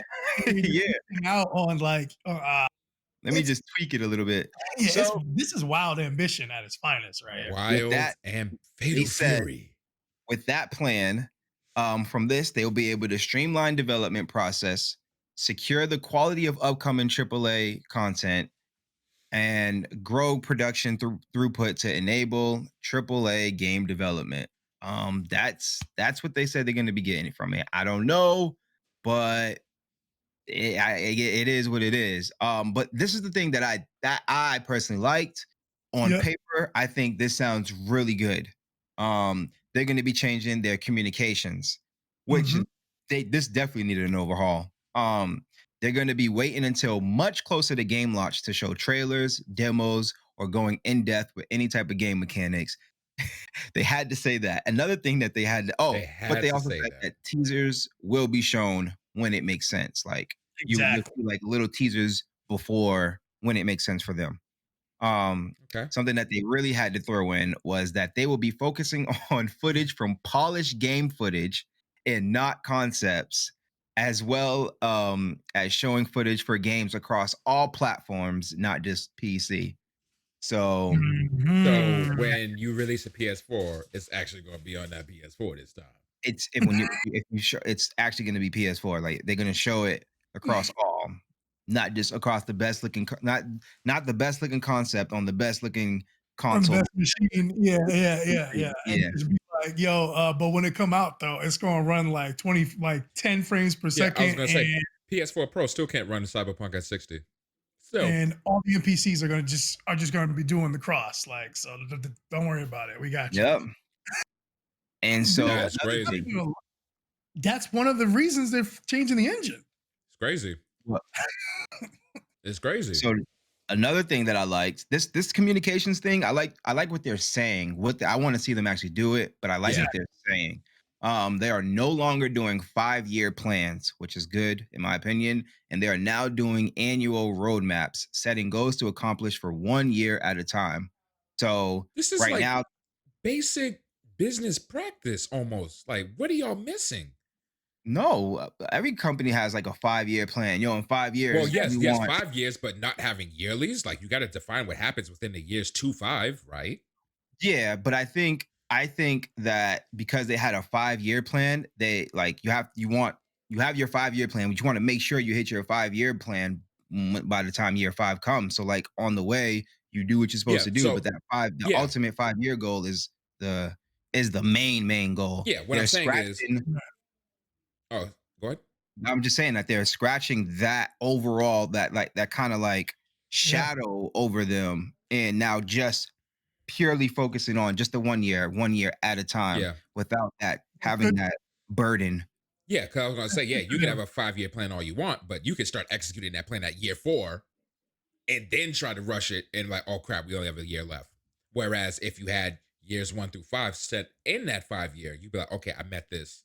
Okay, I didn't meet this, but now I know we need to do this. The initiative, because for that company, they blew it. Like other companies, maybe they stuck to the mission statement and they had their big 5-year plan, but then they broke it down and that's what I'm saying. It sounds like they were like skipping steps along the way, and they're like, all right, we got to focus on what's in front of us versus trying to focus on that 5-year. Yeah, but life happens, and like you're on your roadmap. So like something breaks, something happens, something comes along, somebody quits, somebody gets acquired. I don't know, something happens. So now your 5-year plan is like it's not the same one that you had wrote out. So they're just focusing on year. All right, we're doing this year. All right, that happened that's good. this year. We want that. The next year, boom. Okay, that happened last year. So now we can do this year. Like 1 year at a time. Focus on things as they are in front of you, which I personally like without having that shadow. I like that. Yeah. That's good. I like that for them. Like for a lot of companies, but for them especially, they needed that. And it's a great thing because Marvel Studios can plan out 10 years ahead, and we're like, the movies are going to make sense. Yeah, you know what I mean? Like, there's no worry. Like, that one's better than this one. This one's better than this one, but they're going to be straight. You're fine. This is like, slow it down. You need to chill out. Do 1 year, bro. Focus on what you got in front of you. Now you're doing 2 and changing the engine, bro. Take a seat. Focus, please. Hell, I would say 6 months at this rate. And I mean, Cyberpunk happened. It did what it did. But throughout all of this, they actually acquired Digital Scapes, which is a Canadian game development studio, to help them along with this new initiative that they're going on. So they invested in another studio. Yeah, they bought the studio that was helping them. Money on Cyberpunk, so they can at least do that. At least, yeah, they were studio that helped with. They were doing Cyberpunk, right? Yep. Yeah. So now they are part of the family. They've been working with them since 2018. So now they just acquired them, and so that was come on over. That was the base. That was the foundation. Now the second part, the last 2 parts are really short, really small, sweet, and simple. Okay. You have the build out, which is basically expanding their franchises beyond just video games with like live action, anime, comics, etc. I mean, we already have The Witcher, which is on Netflix, and then you have Cyberpunk comic book. Yeah, they have anime, and I think they have a comic book too. Actually, I was gonna say a Cyberpunk anime. Yeah, they have the anime, and I think they have a comic book either being worked on or it's already out. I'm not 100%, and I think they have a board game even. But every video game is gonna have a board game at this rate. Kickstarter, baby. So yeah, they're gonna start working on beyond just video games. They want to get in everywhere. And then their last one, which is expand, and it's focusing on online, but they want to stress that they are single player RPG developers, but they are prepared to implement online capabilities where it makes sense. Which, I don't know. I read something about them maybe dropping the Cyberpunk 2077. They said that's gone. Yeah, that's 100% gone. See what I'm saying? That's 100% gone. They reneged that. They're not doing that. They're gonna they stop doing that so that in the future they can just they want some kind of centralized online, how like online works the same across all their games, so nothing gets. They want it all in unison or whatever the case may be. Call of Duty servers are run. It's so brilliant. It's so smooth. Yeah, but it doesn't matter what Call of Duty you play. You can hop in, tap triangle, join your friend in an instant. Done. Boom. Done. Doesn't matter. Decades of experience. You just look, boom, you click, you're in there with your friend, ready to go. Honestly, we do know they're going to be using GOG. Is it GOG Galaxy or something? GOG. They want to go through GOG. GOG Galaxy. Yes. GOG Galaxy. That right. Is, CD Projekt's digital storefront akin to Steam, Humble Bundle, things like that. Yeah, they're going to be taking. They're going to be taking advantage of that. They have their own launcher also, so great. That's another one I have to install. Another launcher. All this entire plan, they plan to start, hoping to start it in 2022. Next year, we should be seeing a new CDPR. CDPR 2.0? 3.0? 2.0. Red 2.0. Red 2.0. Well, listen, I mean, all of the eyebrow raising stuff we just spoke about, we all voiced our concerns. But like the gamer fan in me is like, I just hope it all works and both of these games are amazing. Yeah. This is all really relatively exciting news, sadly akin to a rather devastating and damaging occurrence. It gives me hope for them to like rebound and let's make up for the great many mistakes that were made and just continue to make good games for us to play and talk about. Yeah. So 2022, I see you. Bars. I see you. Bars, right. Alcatraz. Yeah, man. Prior to Cyberpunk happening, you guys know I love The Witcher 3. Like I'm not a huge Witcher guy. Like I didn't play 1 and 2. I found out about it at 3, and I never really played any of the other stuff that they ever released really until that game. And that singular game made me a mega fan of the studio. That game is so good. I love that game. So I think I'm probably still the only one that hasn't played it. Yeah, like Cyberpunk has all this hype, and they had a gold mine sitting on it. People were so excited. We were all super excited to play it. Yeah, and it's still a cool concept. It was a cool game. Like, it was a cool game. Like, I'll never take that away from it. It just was bogged down by all the mess that everyone knows by now. Like, yeah, I still beat the game, but I wish it was a more fluid and I won't say enjoyable. That would sound like me saying I didn't enjoy the game, but just a more, I don't know, a better experience, less glitchy experience. When you order a ham and cheese sub, you expect the ham and cheese sub to come. You don't want like half a piece of ham, the wrong cheese. Then there's like they brought me the bread and said that the bologna is the DLC, and I got paid $5. Bro, this ain't my order. The bologna's the DLC. The mustard's the add-on. You know, like right. And the other half of the sandwich. On the other hand, is part 2 of the sandwich. Yo, you got to come back tomorrow and get it. You paid for it now, but you got to come back tomorrow and get it. Yeah. Yo, it's unfortunate, but hopefully they get it right. They right the ship with this new initiative, and hopefully the 2 AAA games in their franchises are fire, bro. Hopefully they're bangers. Yeah, they do it right. We got BioWare doing sort of doing the same thing with the new Mass Effect and Dragon Age 4. Now we have CDPR with their 2 franchises. What Mass Effect? The Legendary Collection. Yeah, when it comes with all 3 or something like that. Yeah. Man. Listen, if you have not played Mass Effect, I highly suggest you obtain that. Yeah, I'm gonna play that. I want to play that. So much fun with 1 and 2, and it's gonna give me. It's gonna give me a new opportunity to play 3. See the bad ending, the one that everybody raved about, and then see the correction.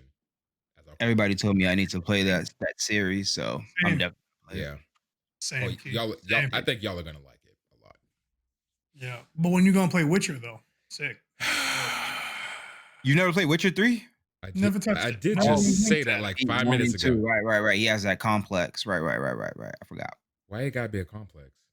What's a complex? You can't just jump into the series. Nah, I need the lore.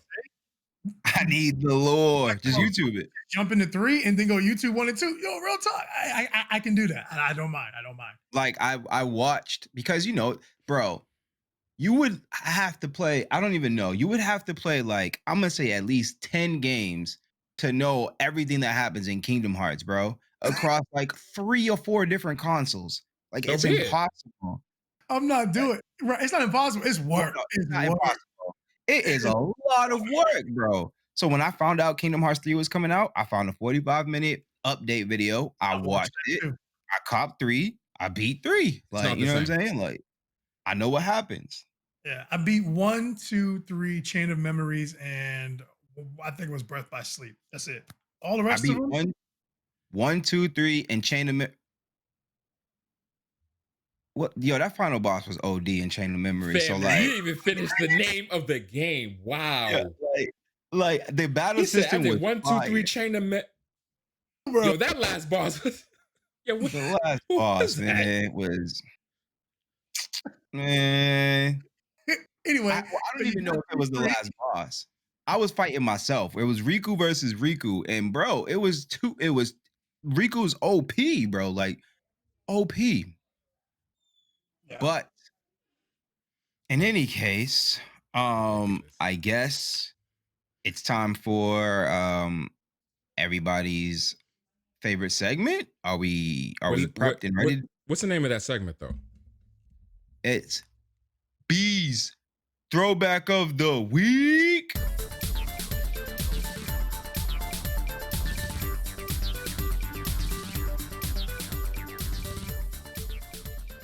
Oh, with its own natural fade out. You hear that? That was crisp. That was crispy. That was crispy. That was good. That was good. Yo, meet me in Fruity Loops. Oh, geez. Meet me in Fruity Loops. All right. This week's game is coming to us from a developer called Treasure, which I'm sure none of you know. So it's a developer called Treasure. Publisher is Sega. The producer is Sega. The producer is Masato Megawa, and this was released originally on the Sega Genesis. This is an old one. Oh this yeah, is old one. I don't know. Back. You said Genesis. I'm already gone. I never had it. Wait, you think you're gone, Reese, but you're not gone. This game was released. This game was released September 10th, 1993. I played this game well after it was released. I was 4. Right, exactly. I played this game well after it was released, but it became one of my favorite games in this type of style. The game is Gunstar Heroes. I've never even heard of it. Gunstar Heroes is a banger. You know this game. I know this game, yes. All right. King, this is your type of game, fam. Bro, I've never heard of it. Gunstar Heroes is a run and gun game developed. It's played from a side-scrolling perspective. It's an old game. It's similar to like Contra and things of that nature. But this game, also like Contra, can be played single player or co-op with a friend. So one of you takes the role of Gunstar Red, one of you takes the role of Gunstar Blue, and you battle a bunch of evil enemies. And you're running around, shooting, you are sliding, jumping the scene up. Dude. Yo, fam. Is fire. Yo, this game is so fun. This is possibly one of its ahead of its times games because you had so many options. You had the Contra style gun system where you pick up things and it would alter the type of weapon that you had. And there were 4 guns. There were 4 guns. And you had 2 slots.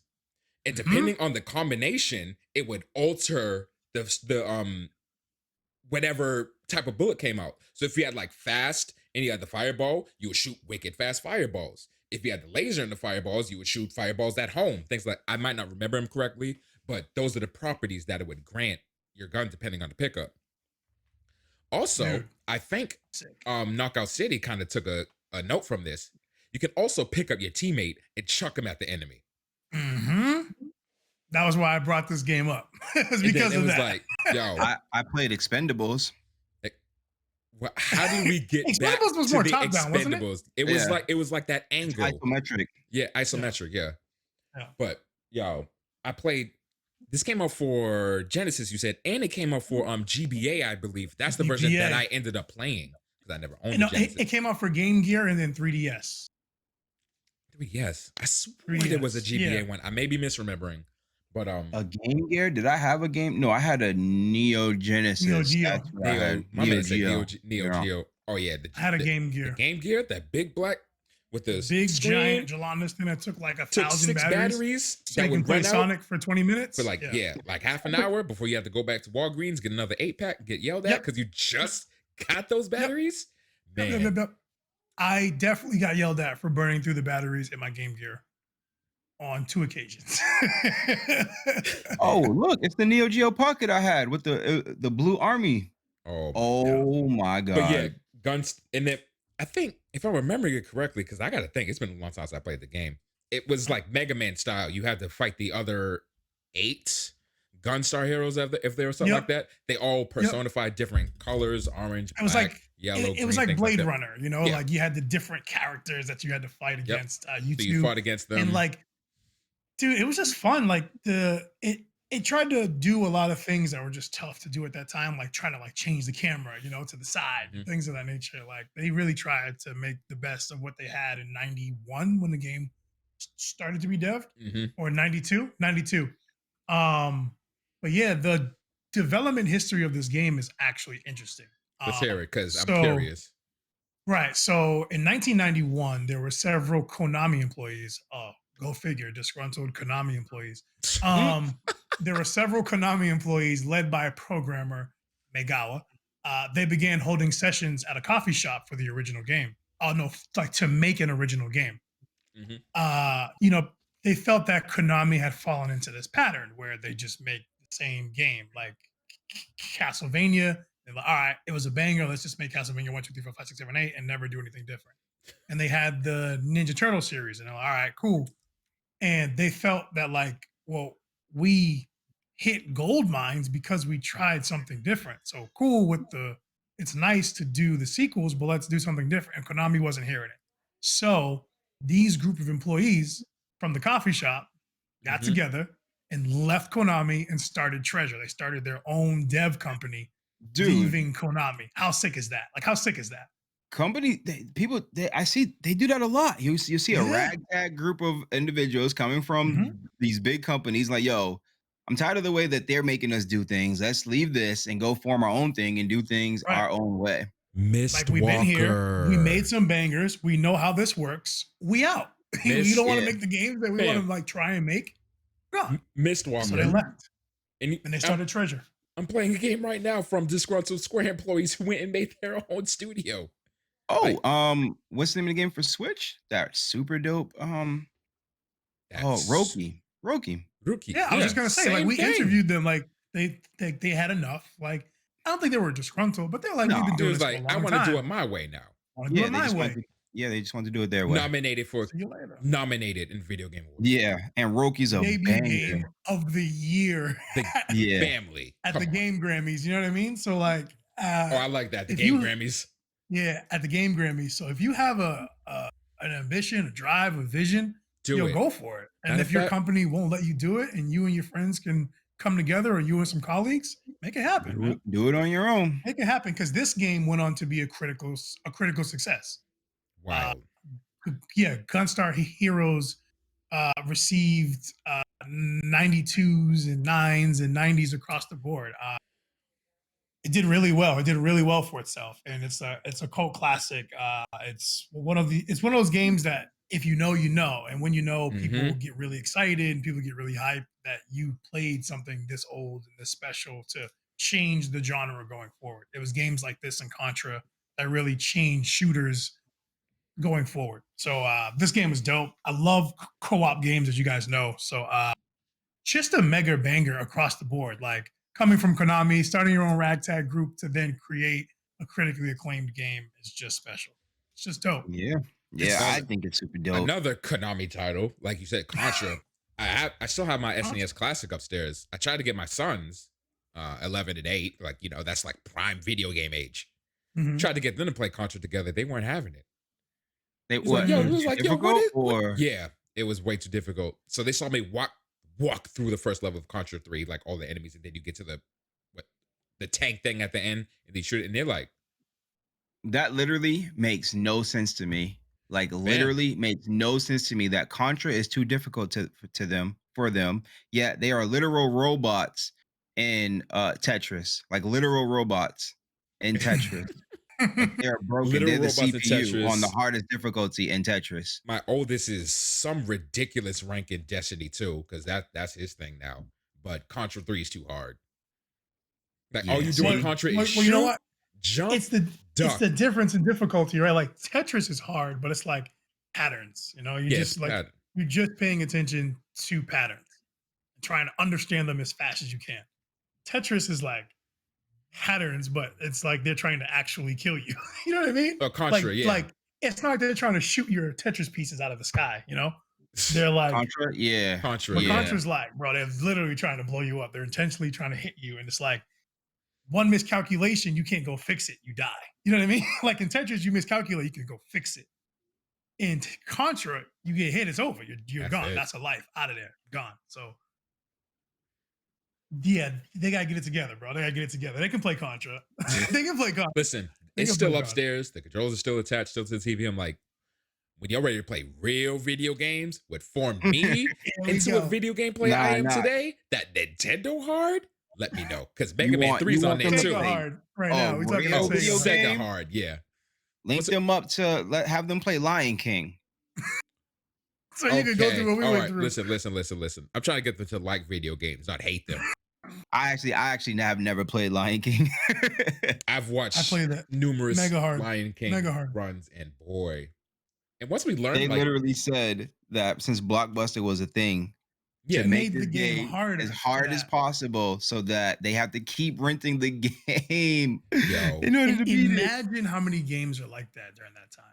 Oh man, Altered Beast. Just imagine. You can't beat that game. Just imagine how many of them were like, we're not gonna say that publicly. Like, imagine how many. You know what I mean? Like Aladdin probably was like ridiculously hard like that too.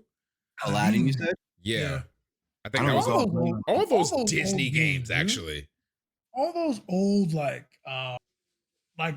especially the beat 'em up genre. The beat 'em up genre was tough because like they just wanted you to keep putting coins in. So when they would port it, they wouldn't do anything. You can't put in coins. I was watching one of our streamers playing a beat 'em up game, and I forgot the name of it, so I apologize. But I was looking at it. I'm like, there's no way that they're supposed to be able to beat this with a single player.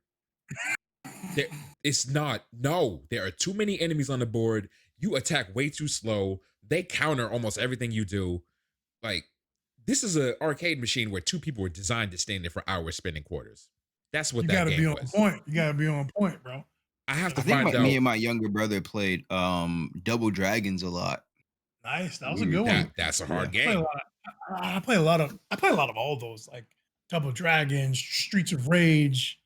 I love those games. The Ninja Turtles one. We actually beat the Simpsons one. Yep. Y'all beat it in Milwaukee. Me and Mike stood there and wouldn't leave until we beat it. Just kept putting quarters in. That bar was. Bro, you go to space in that game. I didn't know you went to space. Who knows that? I never got that far. That game. I tried to play that with my girl and her daughter. Yo, send help, bro. Oh my god, bro. Yeah, that was a good night. Like that bar was actually really cool. That was the one with all the arcade machines in it. Yeah, dude, that was a good night. Once outside is safe again, I got to find a couple of them things. I want to bring Salisbury back Beach. That one time I went to Salisbury Beach with y'all, that's the only beach I go to machine now. up there too. Oh, really? That's it. Yeah, it's a good beach. Yeah, there's a Simpson machine up there. Yep. I think that's where it started when we talk about, we got to beat this game. There's 4 of us. There's 4 slots. Let's go. And then we got wiped at like the second level. Gotta beat it, bro. We literally had like a mountain of coins and just was like, boom, we stake our claim here, boom, and we're not moving till we beat this game, and we beat it. So basically, y'all bought the game and beat it. What's up? So basically, y'all bought the game and beat it right there. Yeah. We probably spent about $10 a piece. Like we probably spent about $15-$20 total on quarters to beat the game, because like we were just playing like as sweaty as possible, but also with like low key reckless abandon, because we're like, we're just gonna throw more coins and we're not stopping until we beat this game. Low key reckless abandon. Like low key reckless abandon. Low key. And this is not including like y'all previous quarters attempts either, like at Salisbury and wherever else. So yeah, y'all probably spent. No. We talking about in that moment. We're not getting into that. That game has made its money's worth, is basically what you're saying. That game has made its money's worth over the years. 10 times over. 10 times over. Gunstar Heroes is the throwback of the week. It's a classic run and gun for Sega by Treasure, former employees of Konami. Bang. I've never. What's Treasure doing these days? Are they still around? Are they one and done? Treasure's last game was, I think it was called Geist Crusher and Geist Crusher Gold. They were like, I don't even know what kind of games these are. They're like, let's see what kind of games these are here. Mobile games. Geist Crusher. No. They're actually for 3DS. Yeah, they're 3DS games. Yeah. Okay. 3DS games, and they're like, I think it's an anime of some sort. Looks like an action game. Yeah, it looks like a anime-esque game. Mm-hmm. Including, so the game got turned into a manga. So there's manga adaptations of this game. Gotcha. And it's called Geist Crusher. That was the last thing they've done in 2014. 2013, 2014, yeah. So that's it. They haven't done anything since. They did. I know it wasn't crazy. They made Gunstar superheroes for the GBA. That's what it was. Gunstar Superheroes. Superheroes. Yes. Gunstar Superheroes. That was gonna bug me if I find it out. This looks like, I was gonna say a fusion, but maybe not. I was gonna say a Beyblade, but definitely not Beyblade. This was like a fusion of like S-Cryed and like, I don't even know, like what Ryu of the Wildfire? What is the name of that? Ronin Warriors. Ronin Warriors. Yeah, it's like S-Cryed and Ronin Warriors. Just look at the cover. Yo, S-Cryed was like whack, but I love that anime. All he had was that one DY. And he was so cool. Like, he didn't even care, because it got to the point where it was like, if you use it now, you destroy your arm. Like, Fuck it, throw it. I don't need my Wait a arm. minute. I need to figure something out. So that because we've been pronouncing it this way this It's whole not time. scried. Don't tell me it's scried. I'm not hearing you right now. If that's what the conversation is going, it's not scried. It's Escried. Okay, you can carry on. What was you saying? Wow, that was, I actually have nothing to say in response to that. Wow. Oh man, I think that was worthy of the wrap up at this rate because that was crazy, bro. My man's read my mind. There's dashes in that, bro. It's Escried. I ain't hear nothing else. Escried, bro. Like, how are you gonna tell me scried? No. I mean, there's an X in Hunter x Hunter. Just saying. Yeah, we don't say that. We don't say that. You gotta be hip to know you don't say that. You gotta be. The X is silent. Anywho, anyway, man, Scried.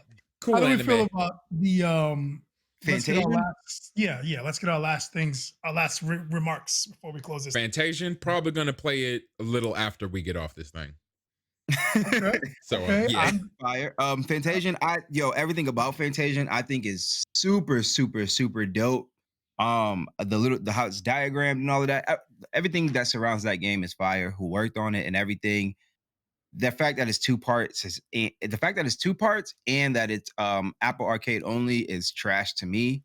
The 2-part is excusable because I can just wait until the second part comes out. But the fact that I can only play it on Apple Arcade, I'm not a fan. I'm an iPhone user, but I'm not good at playing iPhone games. Like I don't play games on my phone ever. You can play it on your TV, but I'm poor. I don't have an Apple TV, so I can literally only play it on my iPhone. I don't have an iPad either. I'm interested, but it just sucks that it's for Apple Arcade only. Yeah, I'm very similar in that regard. The game looks cool. It's made by people that I admire. They've made countless games and musics that I love. So in that regard, I'm very pumped for it. I do not like the fact that it's only on Apple. I just feel like for these giants to make this game, and it's probably their last game together or fully worked on, you would love to see like it just be on everything so everyone can touch it, everyone can see it, and everyone can see like what we scream about in this community about JRPGs. Like we play a lot of stuff, but we play a lot of those as well. So yeah, I'm into it. I'm gonna wait until maybe the second part comes out because it being in parts is also whack. But yeah, I think I'm gonna wait until I use really my free Apple Arcade. I will play it on my TV because I, fortunately enough, do have an Apple TV. Boom. Yep. I don't play games on my phone. Yeah, I don't really play games on my phone. Love Knockout. Do we even have to ask? Y'all love Knockout. I've never played it. I haven't played the beta or not. Knockout City is a cop. Banger. Yeah. Moving on. Banger. And then CD Projekt Red V2 is interesting, To say the least. Yeah, you hit me with some interesting facts there, friend. And like I said, all I can do is hope for the best, that they actually listen to themselves this time. Like, oh no, we're not gonna crunch. Yo, crunch. No, we can't have that anymore. Because y'all are gonna have a Squaresoft / Konami story where disgruntled employees are gonna leave, form their own studio, and make a banger that you never could. So chill out. Yo, thinking about it, if some CDPR members leave, they're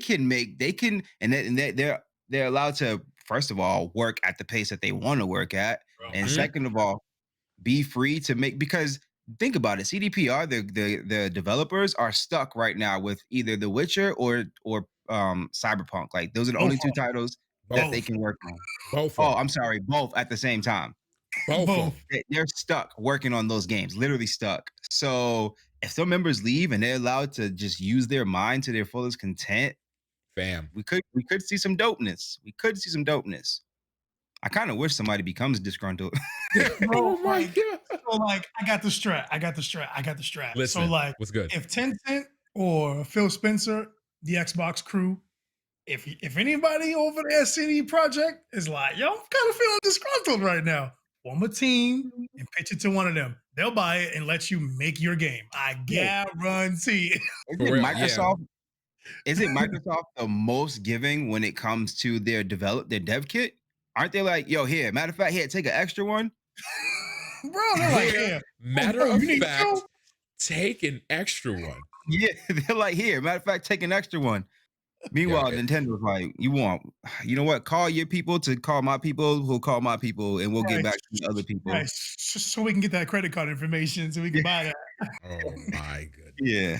Yeah. But no, I am excited for them to right the ship and give us a Witcher and a Cyberpunk, or two of their main franchise blockbusters. I don't know what else you got, bro. That's all you make. Without the debacle.